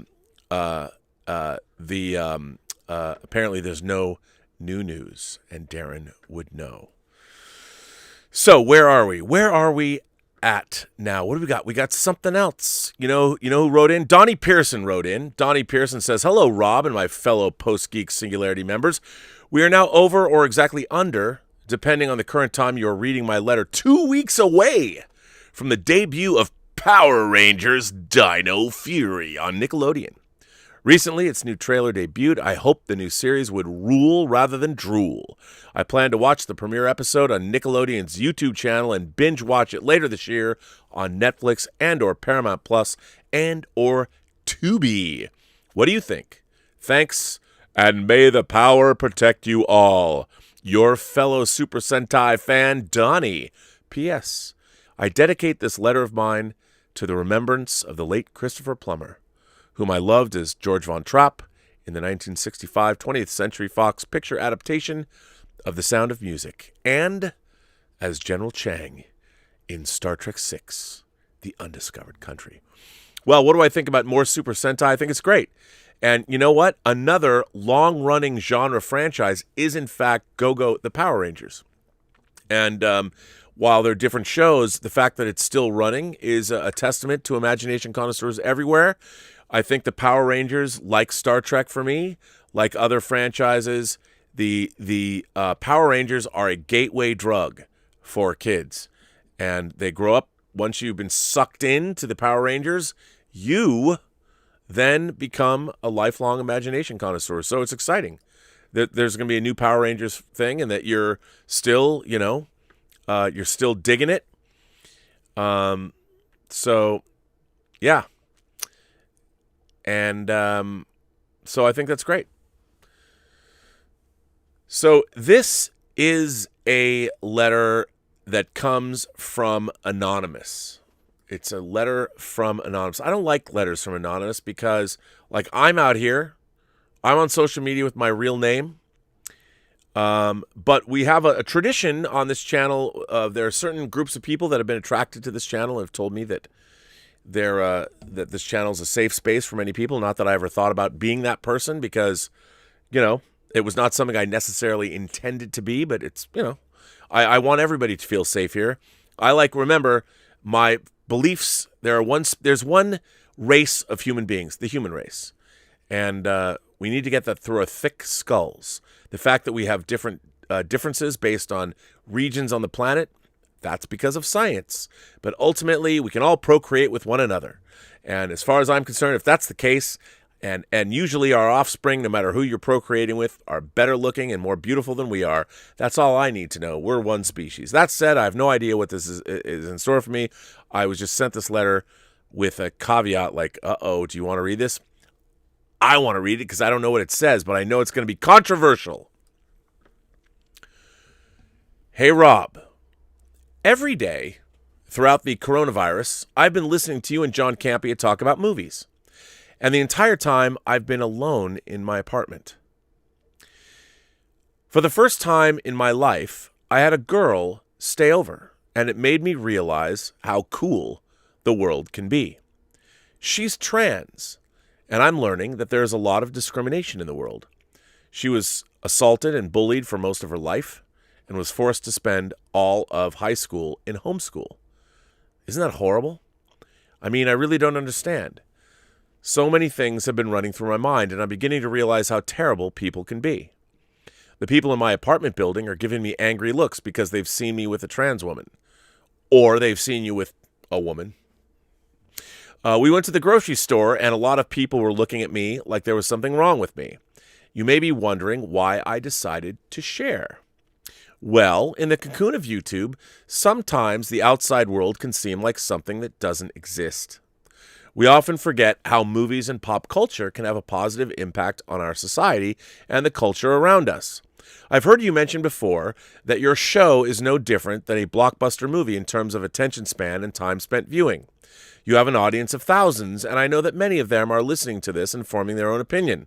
I don't think anyone's formed their opinion yet, but it's important to know that discrimination is a very real thing, and some people live with it every day, absolutely. There are some movies and television shows that have shed light on these issues, such as Pose, Euphoria, etc., but I still feel like these topics are often ignored in the grand scheme of things. In the Marvel Cinematic Universe, for example, there's not even a single gay character, let alone a trans character. Why won't these companies stand up for human rights?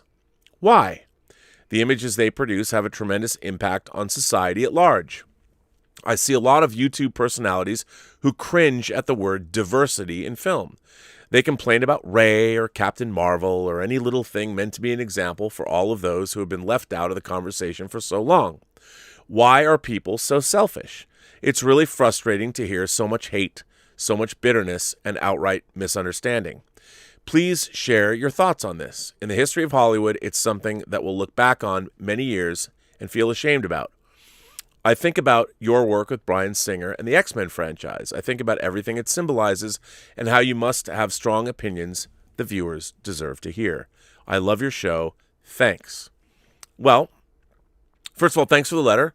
I think actually it's a very great letter, and I think what you're bringing up is great. First of all, I'm glad you found somebody who you could let into your apartment and you can spend time with and have a relationship with. I don't know.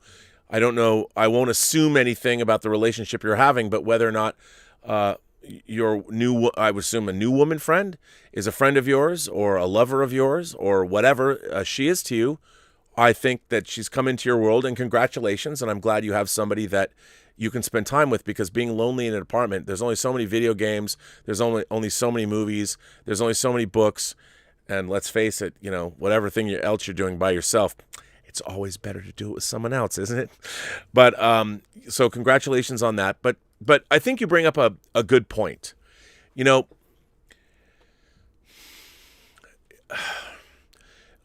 We live in a world where we want our favorite things to address all of our concerns.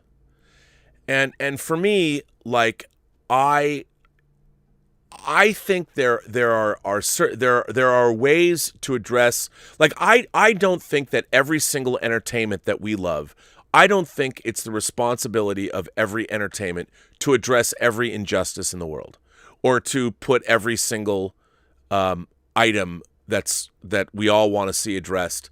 I don't think it's the job of entertainment to address all of those things.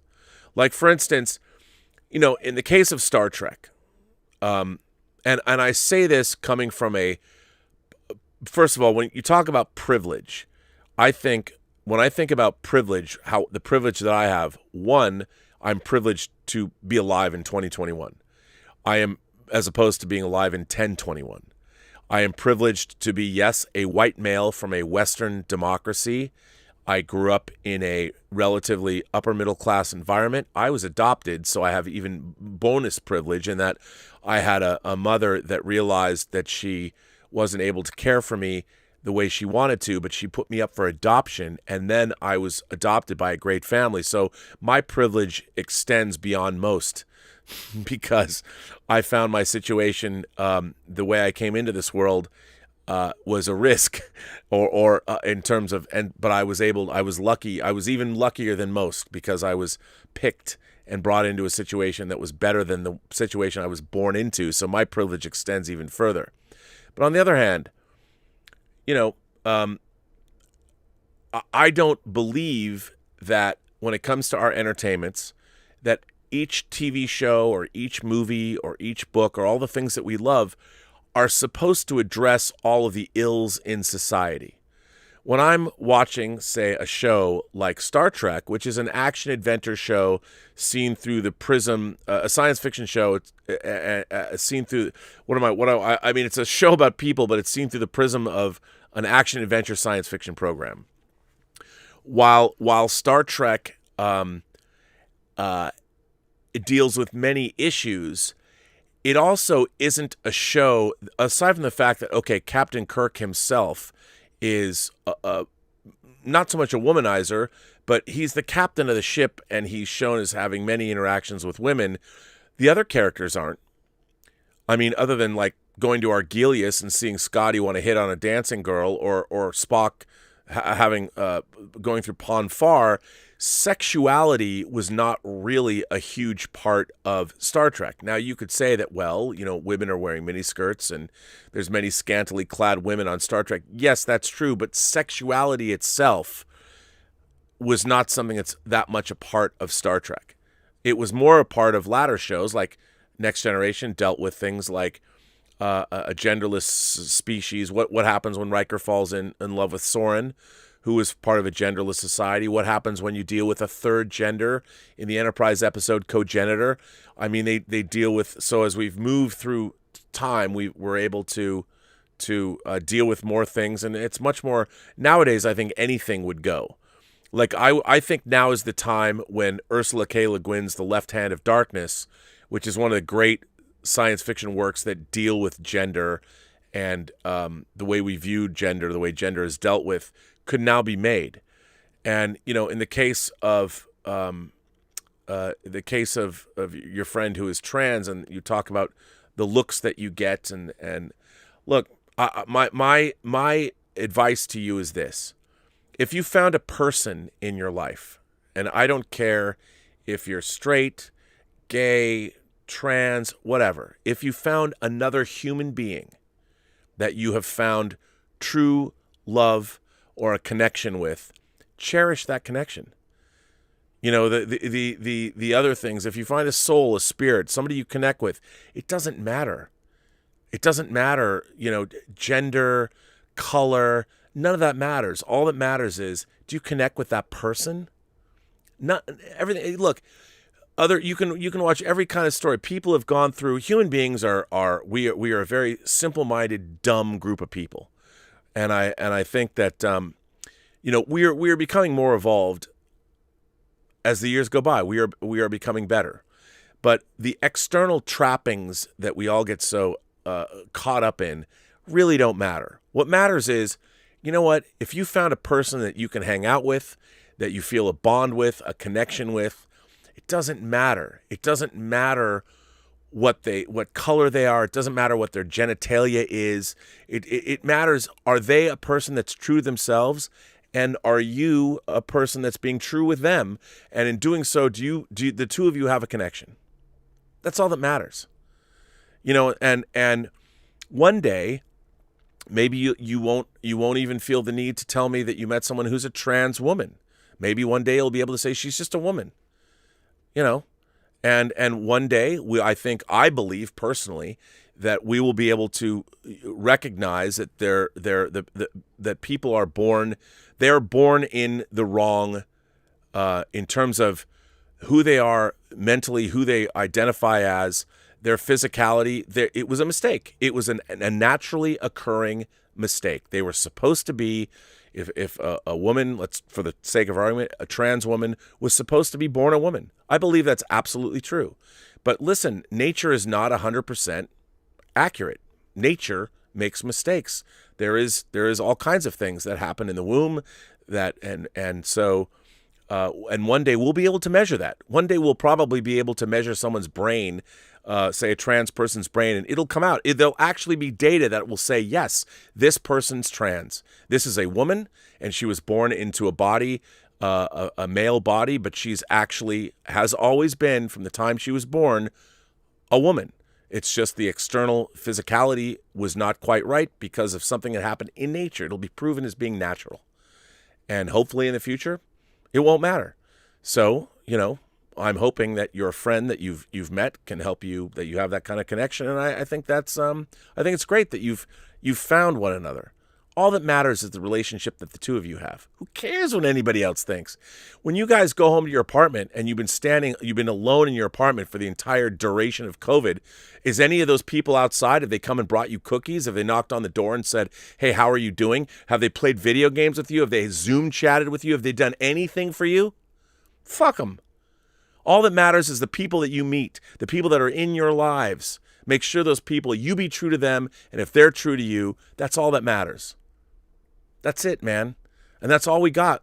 When we go through life, at the end of the day, as long as you're true to them and they're true to you, it doesn't matter what color they are. It doesn't matter what religion they are. It doesn't matter how they identify. All that matters is the relationship that the two of you have. Otherwise,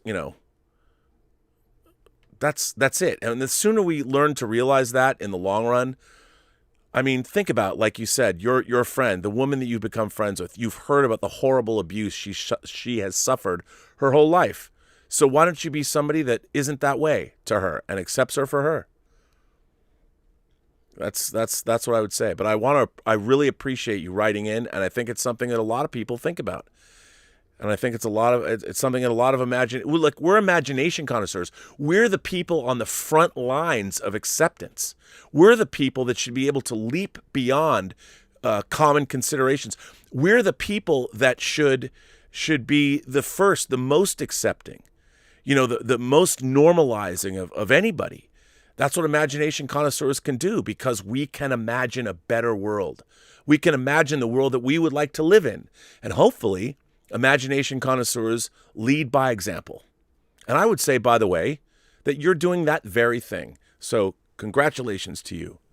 And I hope your new friend, I'm saying that there's some benefits there that I think you could take advantage of, depending on what you want. Mostly that somebody is there to be honest and loving with you, and hopefully will tell me what's going on. I would love to know more. I'm one of those Starship Troopers guys. Would you like to know more? Yes, I would, but in a respectful way. So there you go. This next letter comes from Cosmic Quest. Cosmic Quest writes in, "Hello, Rob. I hope this letter finds you well. I want to give my perspective as an industry leader in this particular field. This is a good one. Okay, let me start again. Hello, Rob. I hope this letter finds you well. I want to give my perspective as an industry leader in this particular field. I have worked for the theater chains for 20 plus years. I feel there is no voice to speak out in the industry for all those people that were furloughed. Everybody is looking at the industry from the fans, streaming platforms, and the studio's perspective. I feel that the people who work in the theater industry are not being covered. While I'm not in the industry currently, is anyone?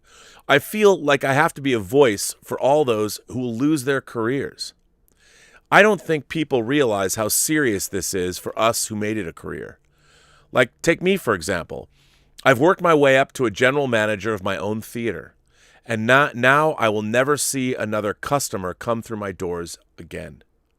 The joy and glee I used to see as customers come through with excitement and happiness will soon end. You don't know how it feels unless you've been in the industry. There are people, for example, a sound technician that would service our projectors. That person will be out of a job, being phased out like a bad part. This really saddens me. It really breaks my heart to see, as theater industry professionals, we're in the end game now. I know a technician personally that has worked as a screen technician for over 40 years, and he's 68 years old. So what is he to do after losing his job? Find another job in another field? Most likely, he will find it very difficult to find a job being how old he is, and there are plenty more examples of hard-working professionals that will be without a job. For me, I've already looked forward to my future stepping away from theaters, but not leaving the industry itself, because I really do love the industry and movies in general. I saved up enough money for my own studio and now have my own channel on YouTube. But other people in my field aren't so lucky.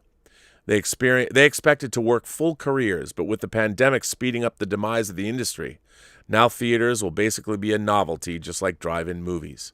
And just like drive-ins, they will ultimately at some point, like drive-ins, be phased out entirely. And right there, well, that makes me truly sad. So no disrespect to anybody. This is just my opinion from a perspective of an industry professional from the theater side of things. This will conclude my letter, so thanks for reading it. You and John Campia have been doing such an amazing job and are my favorite content creators to watch. That's very nice of you. Thank you. On that note, I wish all my fellow imagination connoisseurs a great day. Sincerely, Cosmic Quest. Well, Cosmic, again, a fantastic letter. Thank you for writing it. Look, to me, movie theaters have always been, since I was a little kid, places of magic. I've been going to them for whatever reason. I love movies as a little kid. My parents indulged my love of films and took me to films, and even, like, for whatever reason, my mother, I've talked about my mother, who is like the least imaginative person in the world. She's the most pragmatic woman I've ever known. For whatever reason, even from the time I was a little kid, and the first one I remember her taking me to that she actually went in, I was 9. And it was Logan's Run. Now, we had been going to movie theaters, but the first movie that I remember in my life, over the moon about, like, oh my God, I have to see this, was Logan's Run. And my mom, opening night, took me. I mean, that was the first time, like, I was aware that a movie was coming out. Like, there were movies that were playing. Like, my parents would be like, I wasn't like I was looking through the calendar section, the Sunday calendar section, going, ooh, what movies are opening Friday? I wasn't that kid yet. Even though I love movies, I was like, TV. There was no home video. It was 1976. But my mom took me to see Logan's Run. And I saw it at the John Dan's Theater in Bellevue, Washington, which isn't there anymore. It's where I saw Star Trek the Motion Picture. It's where I saw Superman the movie. It was this gigantic open box, this massive screen. It was also the headquarters of SRO, the Sterling Recreation Organization. And it was mind-blowing. And to me, the thing about the movie theater experience, and growing up, I was only went these, other than Crossroads, these giant theaters, these single screen theaters before multiplexes. It was giant. So you'd go into even as a kid, you walk into the room when the lights were on, you're looking at this room was huge. It was this gigantic, and sometimes there would be these, I liked it best when there were curtains over the screen, where you had the big, like these gigantic curtains, and you could actually hear the creaking of the gears and stuff as the curtains parted. And the whole experience, I mean, as a kid, it was magic, and the only other rooms that I was ever in that were that big were synagogues and churches. So in my mind, it was like, man, if you're not going to see God, well, then this is the next best thing, being in those movie theaters. That was awesome. I love that. So I don't want movies to go away either. But again, I think that unfortunately times change, people change, and I'm hoping that movie theaters will bounce back because people will realize how much they miss going to the movie theaters. Like I have one theater in particular, which is the ArcLight, the Cinerama Dome here in Hollywood.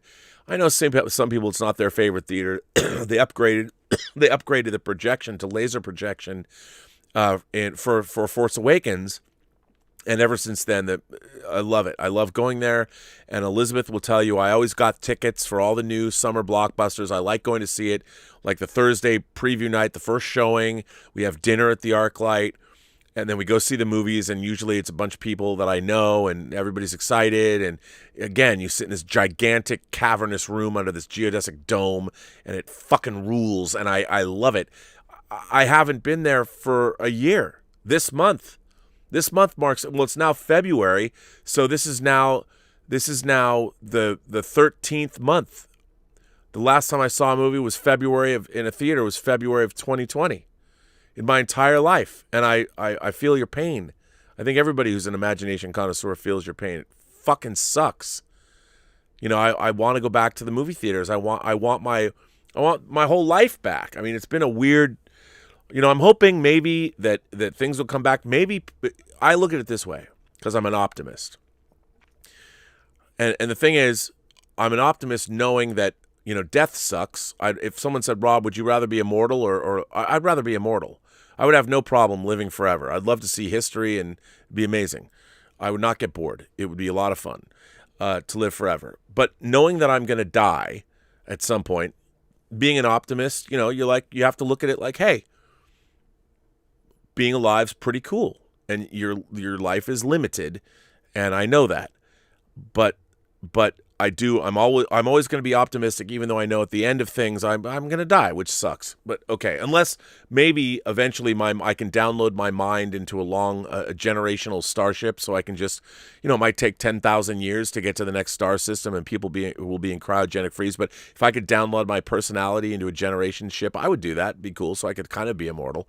But knowing you're going to die, I still look forward to the time I get up every day going, hey man, it's good to be alive. So I'm an optimist. I believe that theaters are going to come back. I mean, I know that the theater industry was on a long, slow decline anyway, and it might change, but I think people want to go back to the movie theaters. I think people, I don't want to watch a big Marvel movie on TV. I don't want to watch Godzilla versus Kong on TV. I want to go to the ArcLight. I want to be with my popcorn. I like, now that they sell alcohol there, I want to have my wine in my hand and my Diet Coke. I want to be sharing popcorn with Elizabeth, where we both have one tub of popcorn and we're each putting our hands in it. I miss rubbing her hand with my hand when we put it in the popcorn. I like that. I miss that. It's going to come back. I promise you, it's going to come back. Might be different, but it's going to come back, I think. You never know. Wow, our man Eric Gant is here. Hello, Eric Gant. Hey, what's happening, Rob? And greetings, fellow members of the Post-Geek Singularity. I am writing in to drop some quick, spoiler-free thoughts regarding the latest episode of WandaVision. For starters, I'm loving this show. I'll admit that the first episode didn't impress me. But because of the goodwill the MCU has already banked with me over the last 13 years, I figured I'd stick with it. And I'm glad that I did. The last 2 episodes have been amazing. Last week's episode elevated the series from second-tier division to appointment television. And while I'm still digesting it, I think I'm safe in saying that this latest episode took it from appointment television to major MCU film event. But a film that's been chopped up and delivered to us in weekly 30-minute bites. I loved the hints at what's going on in the series. I love the Easter eggs and references to the comic book versions of the characters. But more than any of that, I love the hints at relationships, events, and conflicts that have been going on unseen by us in the MCU as a whole. And that ending, while it didn't feel like Luke Skywalker level, the reveal that many have been whispering about, it definitely threw me for a loop, and I'm still trying to digest it. Despite the fact that I saw what I saw, I can't help but asking myself, did what just happen really just happen?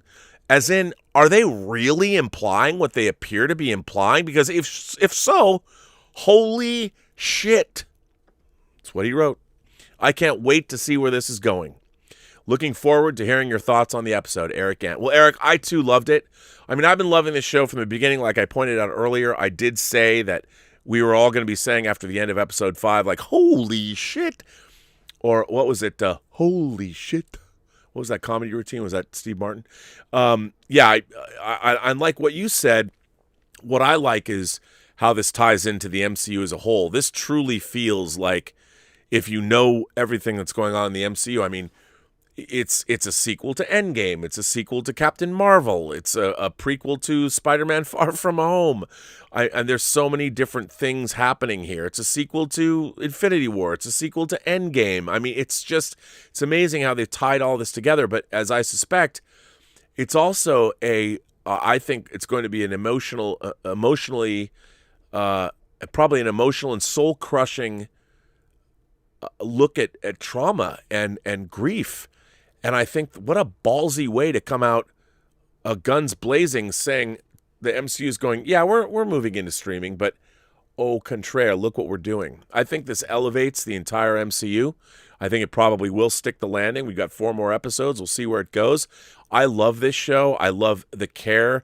This show is so lovingly crafted. I always talk about on the show about authorship and things like that. Man, this show has got that. And it is, I really feel that what we're seeing is something that has been so carefully crafted for us. I can't imagine what's going to happen in the next 4 episodes. But like you, I'm quite blown away by it, and I can't wait to see where we are going in the future. It's pretty amazing. So, yeah, I'm right there with you. So I know that, let's see, people have been sending in more. The Richard sends in a super chat. The moderator, the Richard is the moderator. He sends in a super chat and says, "Aloha, Rob and everyone. Just wanted to say how cool our live chat is. And if you watch it after the fact, you are actually missing out on part of the fun. Hope you stay warm and healthy." The Richard. Well, thank you, the Richard. I appreciate that. It's hard for me. I can't look at the chat and letters and all that at the same time, but I'm glad that the live chat is going on right now. There's 292 viewers, I think, right now. That's amazing. Thank you all for being here. Fantastic. I love that. I'm glad that the live chat is lively. That's what I hope for. Jason S. says, this deal was reached within the pure capitalist model. Deals are made all the time within pure capitalism, i.e. the free market. A socialist or communist system may not have allowed this deal to even go through, as the government would probably be the agency. It's true. I don't believe, I think that look, democratic socialism, we have that already, and it works within the capitalist system. But look, I think the capitalist system is great. The problem is we are weak and we bastardize the system on a number of levels, and I think that's problematic. That's why we have to have regulation. I wish we didn't have to, but we have to. That's why I have moderators, because people are weak, and we set up all these great things for ourselves, and there's always somebody to come along and wreck it. So, yeah. Anyway. Andrew Christie says, Rob, I had a dream last night. I was at a bar and bumped into you and Ace. I was ordering a Bye on tap as I introduced myself to you guys. Then you proceeded to talk in your infamous Aussie accent. Oh, mate, Andrew Christie, mate. It's good to see you. You're an imagination connoisseur, are you? I don't even know what that accent is. Stubble McShave says, why hasn't anyone from Trexperts been on video on Robservations? Would love to see you interview one or more of the podcasters. Well, I'm going to have, it's my intent to have Darren Dochterman actually on this show. I've kind of saved him. I want to do a specific show on Darren and his career. He's had a really interesting career in the entertainment business, and we worked together on Tango Shalom. So it is my intent to do a Darren Dochterman show. But yeah, I mean, I've had Ashley, he's a Trexpert, and Mark, I'll have Mark come on. I should have had him to come on to promote his last season of Pandora. But yeah, definitely will. Sheriff Carl says, I saw most of my movies at Northgate or Oak Tree, the Oak Tree Cinemas, the renamed Oak Tree Cinemas, but definitely saw my share at Factoria. You really need to check out that Japanese Unforgiven remake. I had to buy it on Amazon streaming. Sinful, I know. I'm hoping that Criterion may release it someday. You can get that on Blu-ray. I think you're right. I would absolutely buy that. I want to see that. I'm dying to see that. 501 sends in a super chat. Thank you very much. One of my favorite Plummer performances was the father in The Lake House. Would you ever want to do an Elizaviews on it? I kind of like The Lake House. And what did you think of him in The Lake House? Small role, huge influence. Yeah, I liked it. I like that. The Lake House, I don't know, maybe. That's not a bad one to do. I thought it would be cool. Jaron Mannanen, am I getting that right? If I ever, says, awesome show. Have you ever wanted to write a book? I do want to write a book. One of my desires in life, I want to write a horror novel. And our short story competition that we're running is going to be my lead up to that, to have my name as editor. Like, I have lots of, here's one. Let's see. If I can get this. Let me put this down here. Look at this. Does anyone get this? The Back to the Future, the floating hoverboard. I mean, this came with the Blu-ray set. I love this thing. I know it's kind of silly, but it works. It actually floats. But so, let's see if I can reach this. It's gonna fall. Shit, I can't reach it. I can't get to it. I'm in a bad situation. Well, I'll show it to you later. Let me stick this here. I have a huge collection of anthologies, so that's why I wanted to make the Imagination Connoisseurs anthology, edited by me and Mike Bodden. But yes, I want to write a horror novel. Maybe I don't know if I have the patience to write what I would want in terms of science fiction, but I've always wanted to write a horror novel, and I have a horror script that's like half finished that I will do, but we'll see. So. Elizabeth is asking if we're going to do Whining About Movies tonight. We can't. We're going to have to push it till tomorrow.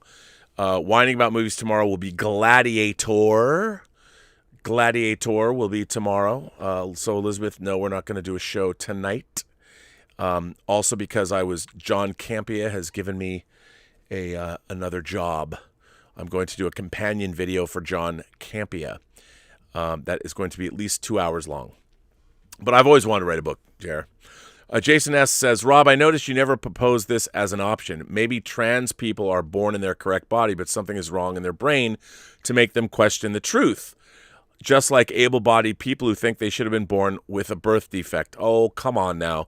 No, I'll tell you. I have. Here's what I believe. I do believe that these kinds of things are real. They're measurable. They exist, and I think that there are many people that are born with all different kinds of things, and I don't think it is an option. I think people that are truly trans are absolutely people that were their mind and their body are not quite where they're supposed to be.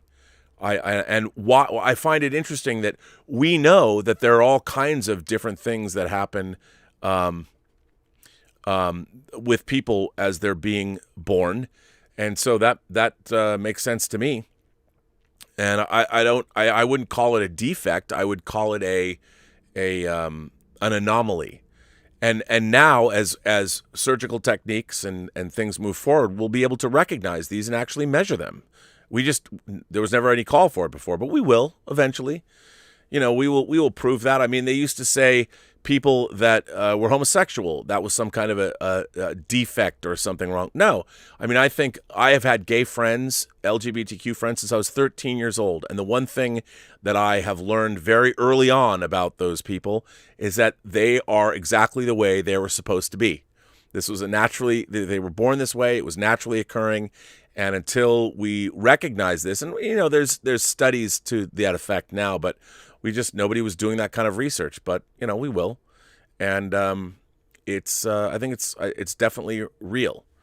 So, but I don't think able-bodied people who think they should have been born with a birth defect. I mean, come on, that's nobody wants to be born with a birth defect. So, I perhaps I was born with an imagination addiction already built into me. I guess that was okay. 501 sends in a super chat and says, I was wondering if you've read my letter on Terminator 2 3D review. Did I miss it? I was hoping to hear your thoughts and insights about it. That disc is not good. I can tell you right now.